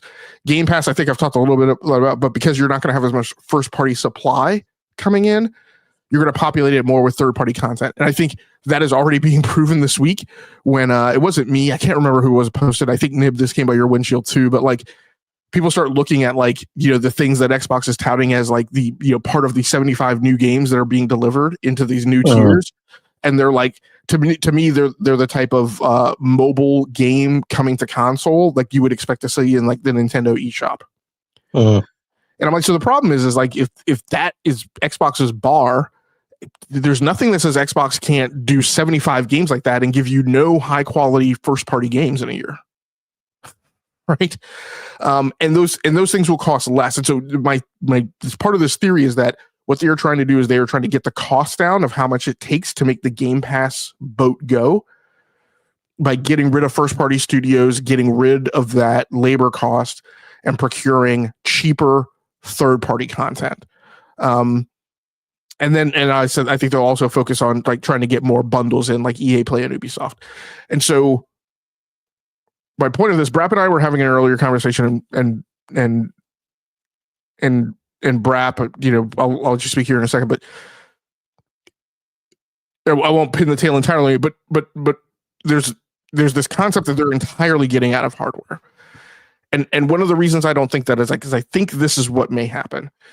You take this interstitial period in the timeline and you drop the console business. And I think part of our conversation was the rumors people are hearing that they're getting out of hardware. Maybe this thing that happens inside corporations when insiders are kind of getting bits and pieces of information, but they're not getting the whole picture. There may be a conversation that they are getting out of consoles, and that's leaking out to the public as they're getting out of hardware. But the possibility is they're not getting out of hardware entirely. They're getting more into this micro PC space. And so what happens in the micro PC move is they drop their console business. Some of those people migrate to the micro PC. And while they're on micro PC, they start getting exposed to PC content, right? Because they're making all these other moves, right, with Windows. Now that you're on micro PC, right, in this intermediate generation, Gen 11, in Gen 12, the plan will be to drop that too.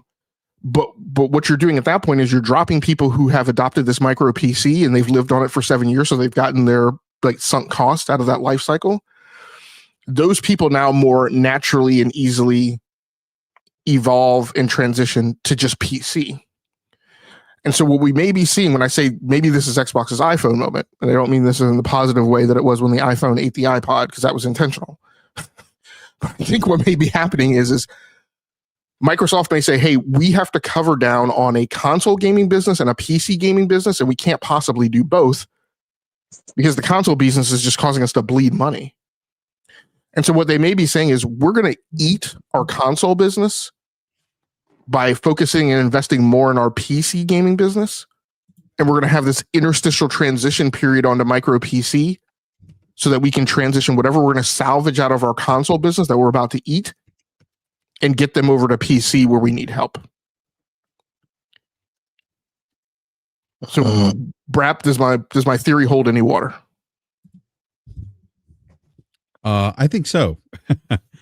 I think you bring up a great point about the idea of them exiting hardware, and maybe it's not hardware, completely hardware, but it's console, right? And I think first party console hardware. I don't think they're totally leaving, like you said, the hardware space. I think that is more than likely that they, in my opinion, that they no longer manufacture first party consoles. They leave that to third parties, but I don't think it's going to be the console in the traditional console sense, right? Like it's not going to be what we know as a traditional Xbox console. And I think I said this to you last night, Logic, that I think that I think what Microsoft does at times when they're pivoting, right? They start spoon feeding you pivots, right? They're giving you a little bit of insight, right? They're the I'm not going to use that as an example because it wouldn't be appropriate, but they ease it in. What's that? What's that, Diff? They do the foreplay and ease it in. Is that what you're suggesting? Yeah, it's kind of like I don't want to use that analogy, but no, they don't want it to hurt too much. Yes, So. it's sort of the I don't want to say it, but no, it is. They give you little hints, right? They kind of like get you. Look to the idea of, oh well, this handheld is an Xbox now, right? But it's a PC handheld. Its third-party device is an Xbox, right? Oh yeah, that is an Xbox.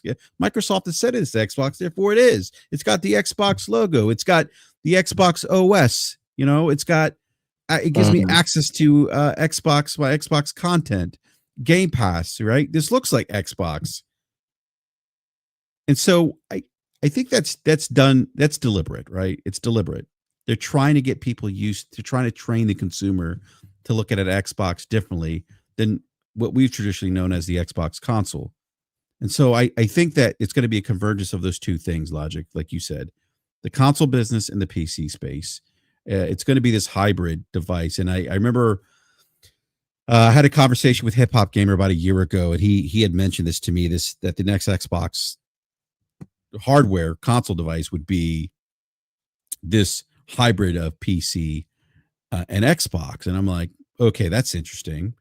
And I wasn't sure how I felt about it at the time, but now that I look at the Xbox ROG Ally X, and I'm like, okay, this makes sense. They're easing people into this idea. I mean, even their marketing, everything's an Xbox, right? It's interesting. One of the founders of Xbox, Laura Fryer, she mentioned this, and I think one of her criticisms of Xbox, she just put out a video today, was that everything is an Xbox. Like, what did she say? Something to the effect like everything is an Xbox. God, what did she say? I can't remember the quote. Something about everything is an Xbox till it's not an Xbox, or something to that effect. But I think this is kind of their iPhone moment, Logic, where they take Xbox and PC. It's a convergence of these devices, of these two lines of business, similar to what Nintendo did with its convergence of its console business and its handheld business, and bringing them together. And I think it's them carving out this new space. And it's a differentiator from what Nintendo and what Sony does. Look, they've already waved the white flag. They're not going to compete with PlayStation. They're not going to, like Phil Spencer said, we're not going to out console Nintendo. We're not going to out console PlayStation. So what do you do if you can't out console them? You have to differentiate yourself in the market. If your hardware console business is seeing declines in revenue, which is decline in demand, and not just for 1 or 2 quarters, but consistently 4 quarters over the course of 2 or 3 years, like you're not gonna be throwing money at a product that it just isn't driving any revenue for you. Why would you do that? Yeah, as much as people say companies like to make money, one individual likes to use this as a pillar to their argument. Well, on the flip side, the companies also don't like losing money either. And so I think the pivot here is, let's consolidate our PC and console into this one device, and let's try to integrate, unify, like what Apple did with the iOS across iPhone, iPad, and Mac. Let's do this with Xbox. Let's build this device that has this, Xbox OS layer that runs identical across console, or in this case, a hybrid PC console-like device, handheld, and cloud. And I think that's the play for them. I think they're gonna source this out to third-party vendors because it's less risk to them. So, BRAP, I'm guessing that what she said, because I've had this same exact feeling, and BRAP, I'm not going to share anything else on the screen. So if you want to put us back in big blocks, that'd be fine. All right. Yeah. Because I've had the same feeling, which is that, I think you were getting around to it. I'm guessing what she said was, if everything is an Xbox, then nothing is an Xbox. And I think what she means by that is that once you, because we've talked about this, once you dilute the notion of what the brand is to the point where it's everywhere, what then happens is that picture that people get in their head when you say Xbox is now no longer this special piece of hardware that it was. Yeah. Once it becomes software, like we have a lot of things that were once hardware that are now just completely emulated in software. And the thing is that, when we had the whole moment in time with Apple, with the iPhone, with skeuomorphic design, right? Mm-hmm. And once it becomes that just software, the problem with that is software changes over time. And eventually that, even if it has a design that kind of evokes the notion of that old piece of hardware, eventually it evolves. Eventually the software guys decide, oh, there's a better way for us to do this. Right, the representation of this functionality as a piece of hardware doesn't make sense in the software world. Yeah, I'm sorry. Go ahead, Nim. No. The ring controller's playing music. He's playing. Nib is playing Ghost of Yote right now as he's podcasting. I got to this new area. It's like Nagara Pool or something, and I swear to God, it's so beautiful. It's like, oh my God, it's so gorgeous. I'm sorry. Go ahead, Brett. I also if I remember correctly, I feel like the partnership with AMD kind of hints at this this co-engineering of chips or silicon, whatever, across different devices, right? Yeah. I've said I expect, and I could be wrong. Yeah. I expect that what we will. So this is my whole theory. Going back to that, I think what Microsoft did is we could do what Apple has done, and we could go and buy a PA semi and turn them into our chip design, right? In an integrated circuit lithography, right? Team. But because there's this whole thing about cost at Microsoft, I think Microsoft said we don't want to do that. And I think they entered into discussions with AMD to essentially outsource. So I believe AMD is essentially fulfilling the role that the PA semi team became and does and did at Apple. And I think they've outsourced digital chip design right to AMD. And I think that what we will see is an X1 processor the same way that you've seen an M1, M2, M3, M4 processor for Apple. Okay, gotcha. So I think we'll see an X1, an X2, an X3, and I think it'll crosswalk to where it's the Z2 Extreme right now for handhelds. I think each over the next couple of iterations, we'll see a thing that gets closer and closer to what what an X1 is, and the thing, maybe I can't remember, Nib, if you posted it, or maybe Zubitech posted it. And he said, what Moore's Law is Dead said, which is that, he was talking to one of his contacts, and Tom said his contact told him, look, we were literally, as this rumor was breaking, we were literally in a progress meeting about what the next thing is for Xbox. And he said, now I will tell you, right, what's happening in the conference room is, and I think this is typical across the AMD line, that thing may be anything, right? Meaning it may just be a rebranded, stock off the shelf AMD APU part that Xbox calls a thing, right? But what I also think it will be over time is I think what it will evolve to is, let's say the next thing that they do is they take a Z2 Extreme and they take custom Microsoft code to put on the MPU. That could be a thing that Xbox would call an X1. It's not really an X1. It's really architecturally, technically, it's really just a Z2 Extreme with custom code from Microsoft on the MP. But they could call that an X1. But I think over time we'll see it evolve to a unique chip, I think. And then I think they'll have those available, right, in multiple SKUs, right? Some of which are, from themselves as first party in very small numbers, and then, some of which are able to be sold to third parties in order to qualify it as an Xbox. And I think part of what's on that NPU or some other custom part of the chiplet will be the secure coded, right, security locked, encrypted, bit or whatever that you have to have in order to enable backwards compatibility for console games, and I think that won't be available in like every single SKU. That thing might be the thing that may only be available on the first party Xbox thing, micro PC. Yeah, I do want to touch on something you guys have said about, how if everything is an Xbox, nothing is an Xbox. Like, I honestly do believe it's one of the fundamental issues that Xbox as a platform has faced, which is this kind of identity, right? What do gamers associate this brand with, this system with, this console? And I think they've just Xbox people believe there's no such thing as brand identity or brand equity. Just PlayStation people just make that up. Go ahead. Well, I mean, which is funny because I used to work in marketing, and that's completely the opposite. Yeah, no, but I think to your point, I think to your question, Ib, I think for Xbox's identity moving forward, the future, I guess, is flexibility, right? Flexibility, and I think that's actually what they're preaching right now is flexibility.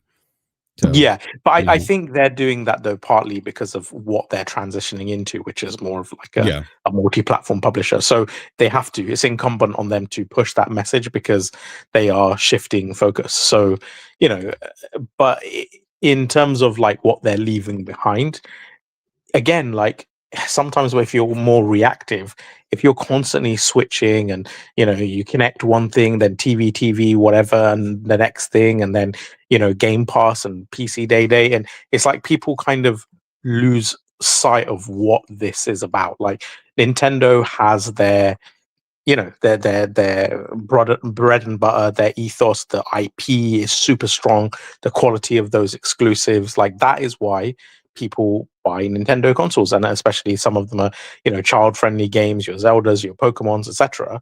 And then PlayStation is kind of like the HBO of gaming. Like they have those high production, story, narrative focused bangers, and that is what a lot of consumers gravitate to, in addition to the multi-platform stuff. Obviously, all the free-to-play games, blah blah blah.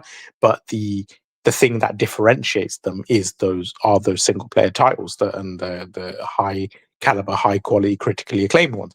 So Xbox is weird. It's in this like no man's land now. Like back in the day, it used to be, your Halo, your Gears. And I know those IPs still exist, but they are a shadow of their former selves in terms of the quality and the draw that they have. Back in the day, Halo, remember the queues outside retail stores and stuff for Halo. Halo was like, it was the it game. Like when that was coming out. It was a cultural phenomenon. Zeitgeist.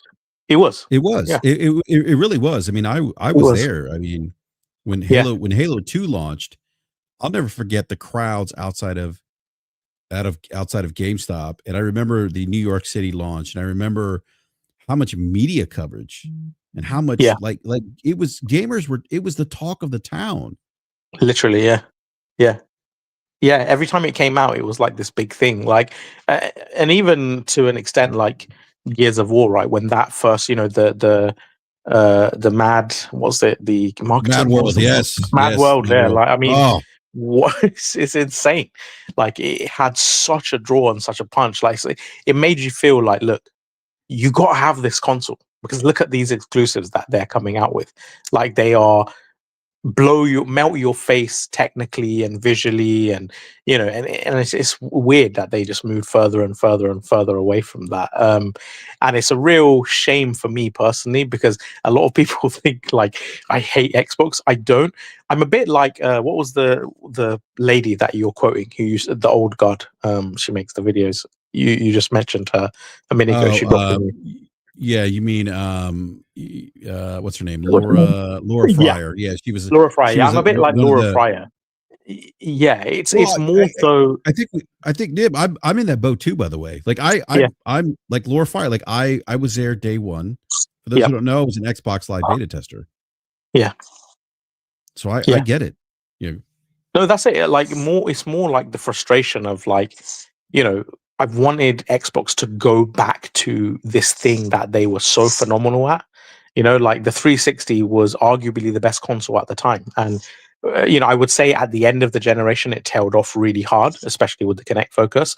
But for a time, it was like such a phenomenal hardware, like, you know, in terms of design, in terms of the games, in terms of the exclusive, in terms of pioneering Xbox Live, and, you know, the UI is still one of the Blades is still one of my favorite UIs. Like, maybe I don't know how it would hold up today, but at the time I was just like, oh, look at this shit, it's amazing. Like, the way it flows, the feature set, the online, so all of these things, even the controller was amazing as well. You know, in those days it was actually PlayStation that had the clickety clackety cheap feeling controller, and Xbox had a much more premium feeling controller, in my opinion, anyway. And these days, everything's kind of reversed. But yeah, like, and it's not like, all it is I've always wanted Xbox to go back to that, where they have these tentpole, technologically pioneering exclusives that really push the boundaries. And you may love Gears 4 or Gears 5 and Halo 5 and Halo Infinite, and that's fine. Like, you can absolutely adore those games, but to me, they're not the benchmark that they once were. And obviously, clearly, consumers do agree, because all those IP have fallen off massively compared to where they once were. And on the other side of the spectrum, you look at how competitors have dealt with fading IP. For example, you know, Resident Evil or Zelda, or God of War. You know, God of War Ascension, Zelda of War Skyward Sword, Resident Evil 5 and 6. Instead of just throwing in the towel and doing more of the same when there was clear decline in whatever they were doing, they rebooted those things. Resident Evil 7 had first person. You know, Breath of the Wild was a completely different open world, free roam kind of exploration, non-guided take. God of War was a complete reboot and reinvention of the IP, and all of those. Well, I don't think seven did well, but it wasn't like blow your head off sales. But God of War 2018 and Breath of the Wild, both of them were the best the IP has ever sold, and the best the IP has even been received too. And that is what you need to do. Like, when you see your IP faltering, you need to reinvigorate it and take risks to push that quality bar. And I just don't think Xbox have done well at adapting and keeping up with the times in terms of that quality of design that they once had, unfortunately. All right, fellas. Yeah. Well, I'm sorry, BRAP, were you going to add something? Yeah, no, it's you know, it's I sounds like Nib, like again, like you're the nostalgia of old Xbox, right? And exactly, basically. I that resonates with me because of being there day one, and I remember just how the original Xbox when it launched. I mean, it's funny you mentioned the clickety clack controller of the PlayStation 2. It felt so cheap compared to what Xbox put out. You know, with their controller S and the 360 controller and just the games, right? It was always like they were putting out really great content, and they were, and as much, this is what drives me crazy. Everyone's like, exclusives don't matter. Well, how the fuck do you think Xbox, the OG Xbox, outsold the GameCube and was outselling the PlayStation 3 and sold 60 plus million units during the Xbox 360 generation? That didn't happen by accident. No. They gave people reasons to own an Xbox, right? And a lot of that, and I will add as well, including third-party ones, because remember they bought the Gears of War IP off of Epic, right? Yeah. And even though it was Xbox exclusive and published or whatever, the actual IP was owned by, so it was a third-party deal. And likewise, I think they had Oblivion or Skyrim. They had a 1-year exclusivity deal. They had Mass Effect, you know, that was exclusive, number one. So, you know, BioShock, I think, was timed exclusive or something like that. So they had these like third-party deals, even on the biggest games like GTA, Call of Duty. They're the ones who pioneered all that like exclusive DLC and Ballad of Gay Tony and all of that stuff. Like, they had like exclusive deals on those key pivotal titles as well. So they were aggressively competitive. And I wasn't like, oh, boo-hoo, consumers, blah, blah. No, like that's not the way I looked at things, because we were getting benefit. That level of competition and vigor and aggression gives you better product across the board. And it also forces the hand of your competitor, because what did PlayStation have to do, right? They had this big ass console that was way too expensive, that got mocked for, $599 or whatever. And then they come out with games like Heavenly Sword and Lair or whatever that just wasn't doing it. So when did they start turning a curve? When they started coming out with non-stop bangers, like in 2008, 9, Uncharted 2, Killzone 2, God of War 3, Infamous. Like they just had a slew, GT6 and GT5. They just had a slew of these high quality exclusives that you kind of, you could not ignore almost. And the same way that Xbox spearheaded it as well. So yeah, like I am going to miss the fact that we may not have that in future. In fact, it's sounding like we're not going to have that, because that was like a golden era. And it wasn't a golden era just because of the games, but because of the level of competition from one another. And that is what we don't really have as much of today. All right. Well, I think we've had an amazingly robust discussion tonight of a lot of different facets of both content creation and the industry. I'll round out with kind of the same kind of motherhood and apple pie that I typically give the audience. I'm not bullish that anything I have said or anything that the panel has said here is absolutely correct. They are different perspectives. I would hope that you would listen to them and take them and go out and listen to other perspectives, or even better, preferentially, do your own research, which I think should be based in reading, not just watching YouTube videos, because I think more due diligence is given in the written tongue than in video content creation. 100%. Which is one of my personal problems with some comments that were made earlier today about what is hard work in terms of content creation. I'm really trying to not go off on another tangent, because you brought up such a pet peeve. Honestly, people say to me all the time, like, "Oh, Nib, we don't want to read your long ass tweets or whatever. Just do short form videos." And it's like, that's not what I want to do. To be honest, I don't actually make my comments to appeal to the masses. I genuinely don't give a shit about that, nor do I need the money from Blue. I have my own businesses. What the hell do I care about a few, $50, $100 or whatever from Twitter? Like, that doesn't bother me in the slightest. I spend more than that on my lunch. So that is not, in a way, I like the fact that I curate a specific audience, and you probably do too, who are able to read these more long form things and get into the nitty gritty detail, because that's the kind of people I want to engage with, right? Because they're going to be more informed, and they're going to have more to offer in terms of insight. But this whole thing now is like, this TikTok gen where like people want all content to just be entertaining. That's fine. I'm not like judging people for wanting, to in their spare time to want entertaining video, but you're not necessarily going to be the best informed if that's the only kind of content you absorb. Like, to really be informed and to learn and to analyze, to get you unfortunately have to delve into some of the more boring or nitty gritty stuff. It can't just all be fun and jokes and short form and one liners and whippy quips and stuff like that. You're just not going to get it. And these days, like, more and more gamers are gravitating towards that kind of thing, and it's fine. Like, again, I don't care personally, because it's not what I'm after, but obviously if you want to be informed, you need to understand, you need to do a bit of reading. Well, I'll just add on top of that to pile on. I mean, it's and not just like the curation of the audience, but I mean, for me, it's like an even point of like not giving a shit about the, like, this comes from a very deep personal relationship that I had with my creative writing professor, who emphasized, like, there's a very famous, I think I've told this story before. I got to tell the story. Look, the guy was my creative writing professor. He thought I was decent at writing. I came back and I saw him 11, 12 years after I graduated, like after I'd finished my graduate degree. And I went to his office and he said, "Are you still writing?"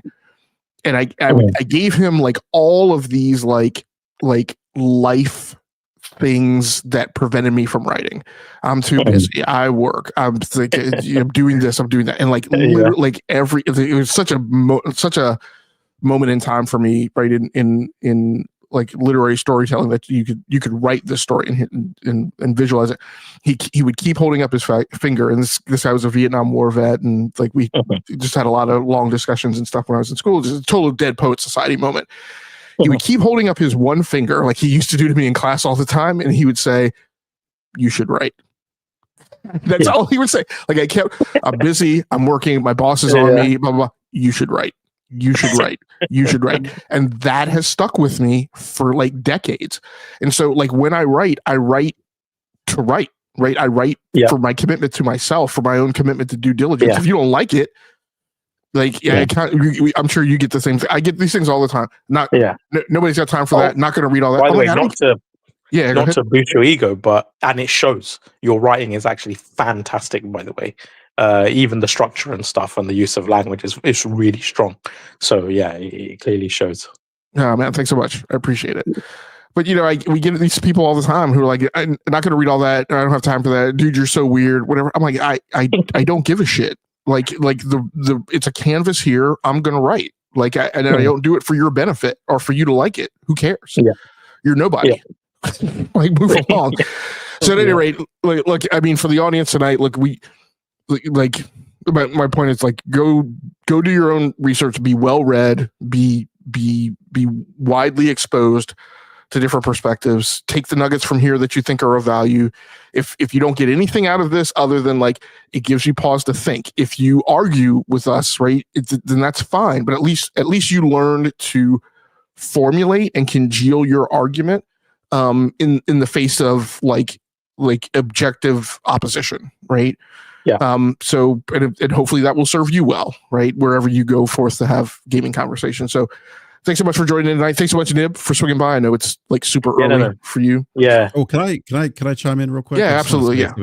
To your point, Logic, and I think I've said this to you, Nib, offline, but it drives me crazy, the day and age of the internet. And I understand there's a lot of misinformation, disinformation on the internet. However, there are resources out there that will give you a lot of insight into how the industry works, that will show you trends based on actual data. Yeah. I encourage you, if you are someone who loves the gaming industry, I think to Logic's point, do your due diligence, do the research. Do the research. There's a lot. You'll learn so much. I've learned so much over the last year or so by just doing research, by asking questions, by being curious. You know, and you will find that the industry is a bit more complicated than what's presented to you by content creators who aren't doing their research or their due diligence. And you should question those individuals. Yeah, you know, it's like, it's gonna sound really horrible, but like I can almost feel like the dumbing down of society, because an AI is kind of a big differentiator now. Because the thing is, like, when you put time or you formulate your tweets or whatever, your verbiage in a slightly more structured or analytical way, these days everyone's just like, oh, it's just GPT, or you know, you're using AI, and that lets me know how far like low we've gone. Because now, like, even a rudimentary tweet that's like slightly more complicated in structure or has a bit more information and insight than usual, people can't fathom that a human actually wrote that, and that's so depressing to me. It's like, is this where we've gone now, where like just because it's like 200 300 words or something, or less than that, like people don't believe it's real? Like, oh my god, come on. Like, you know, where obviously if you study and you do your masters and stuff like that, you'll be doing entire theses and stuff. But yeah, it's beyond the purview of people now, even the most simple shit. But anyway, that's just me on my soapbox, whatever. So like I said, thanks a lot for everybody joining tonight. BRAP, thanks very much for you handing the baton over to me to host tonight. I appreciate it. For everybody who's in the live chat tonight, we appreciate you. Please, thank you so much for coming through. Until next time, take care of yourself. Stay safe out there. Play the games that you like. Come here to talk to us about the games that you love. Once again, my name has been Game Logic from the Rounding Off Infinity Gaming channel on YouTube. One of the co-hosts of the Enough to Keep Going weekly video games podcast on the E2KG Network podcasting channel on YouTube. My co-hosts tonight have been BRAP and Nib Follow them on Twitter. Do we need to put out what your guys' Twitter handles are, or do we think we have that covered? It's up to you. I don't know. Yeah, mine is actually in the channel description on YouTube, but it's BRAP_podcast for those that are interested. Okay, and Nib, yours is, I always mess yours up. I always just do a search for Nib and it comes up, but it's actually what, Nib_95? Yeah, Nib95_. Yeah. Okay. Yeah. Gotcha. Yeah. Okay. And hopefully you guys will come back. We appreciate it. Until next time, good night, good luck, and good gaming. That's going to do it for us. We're out of here. That was a very professional outro, I must say. Thanks. Gee, like a TV presenter or something. It's been repeated like a bajillion times, so I should have it down by now. That was so slick. Okay, fair enough. All right, BRAP, feel free to take us out.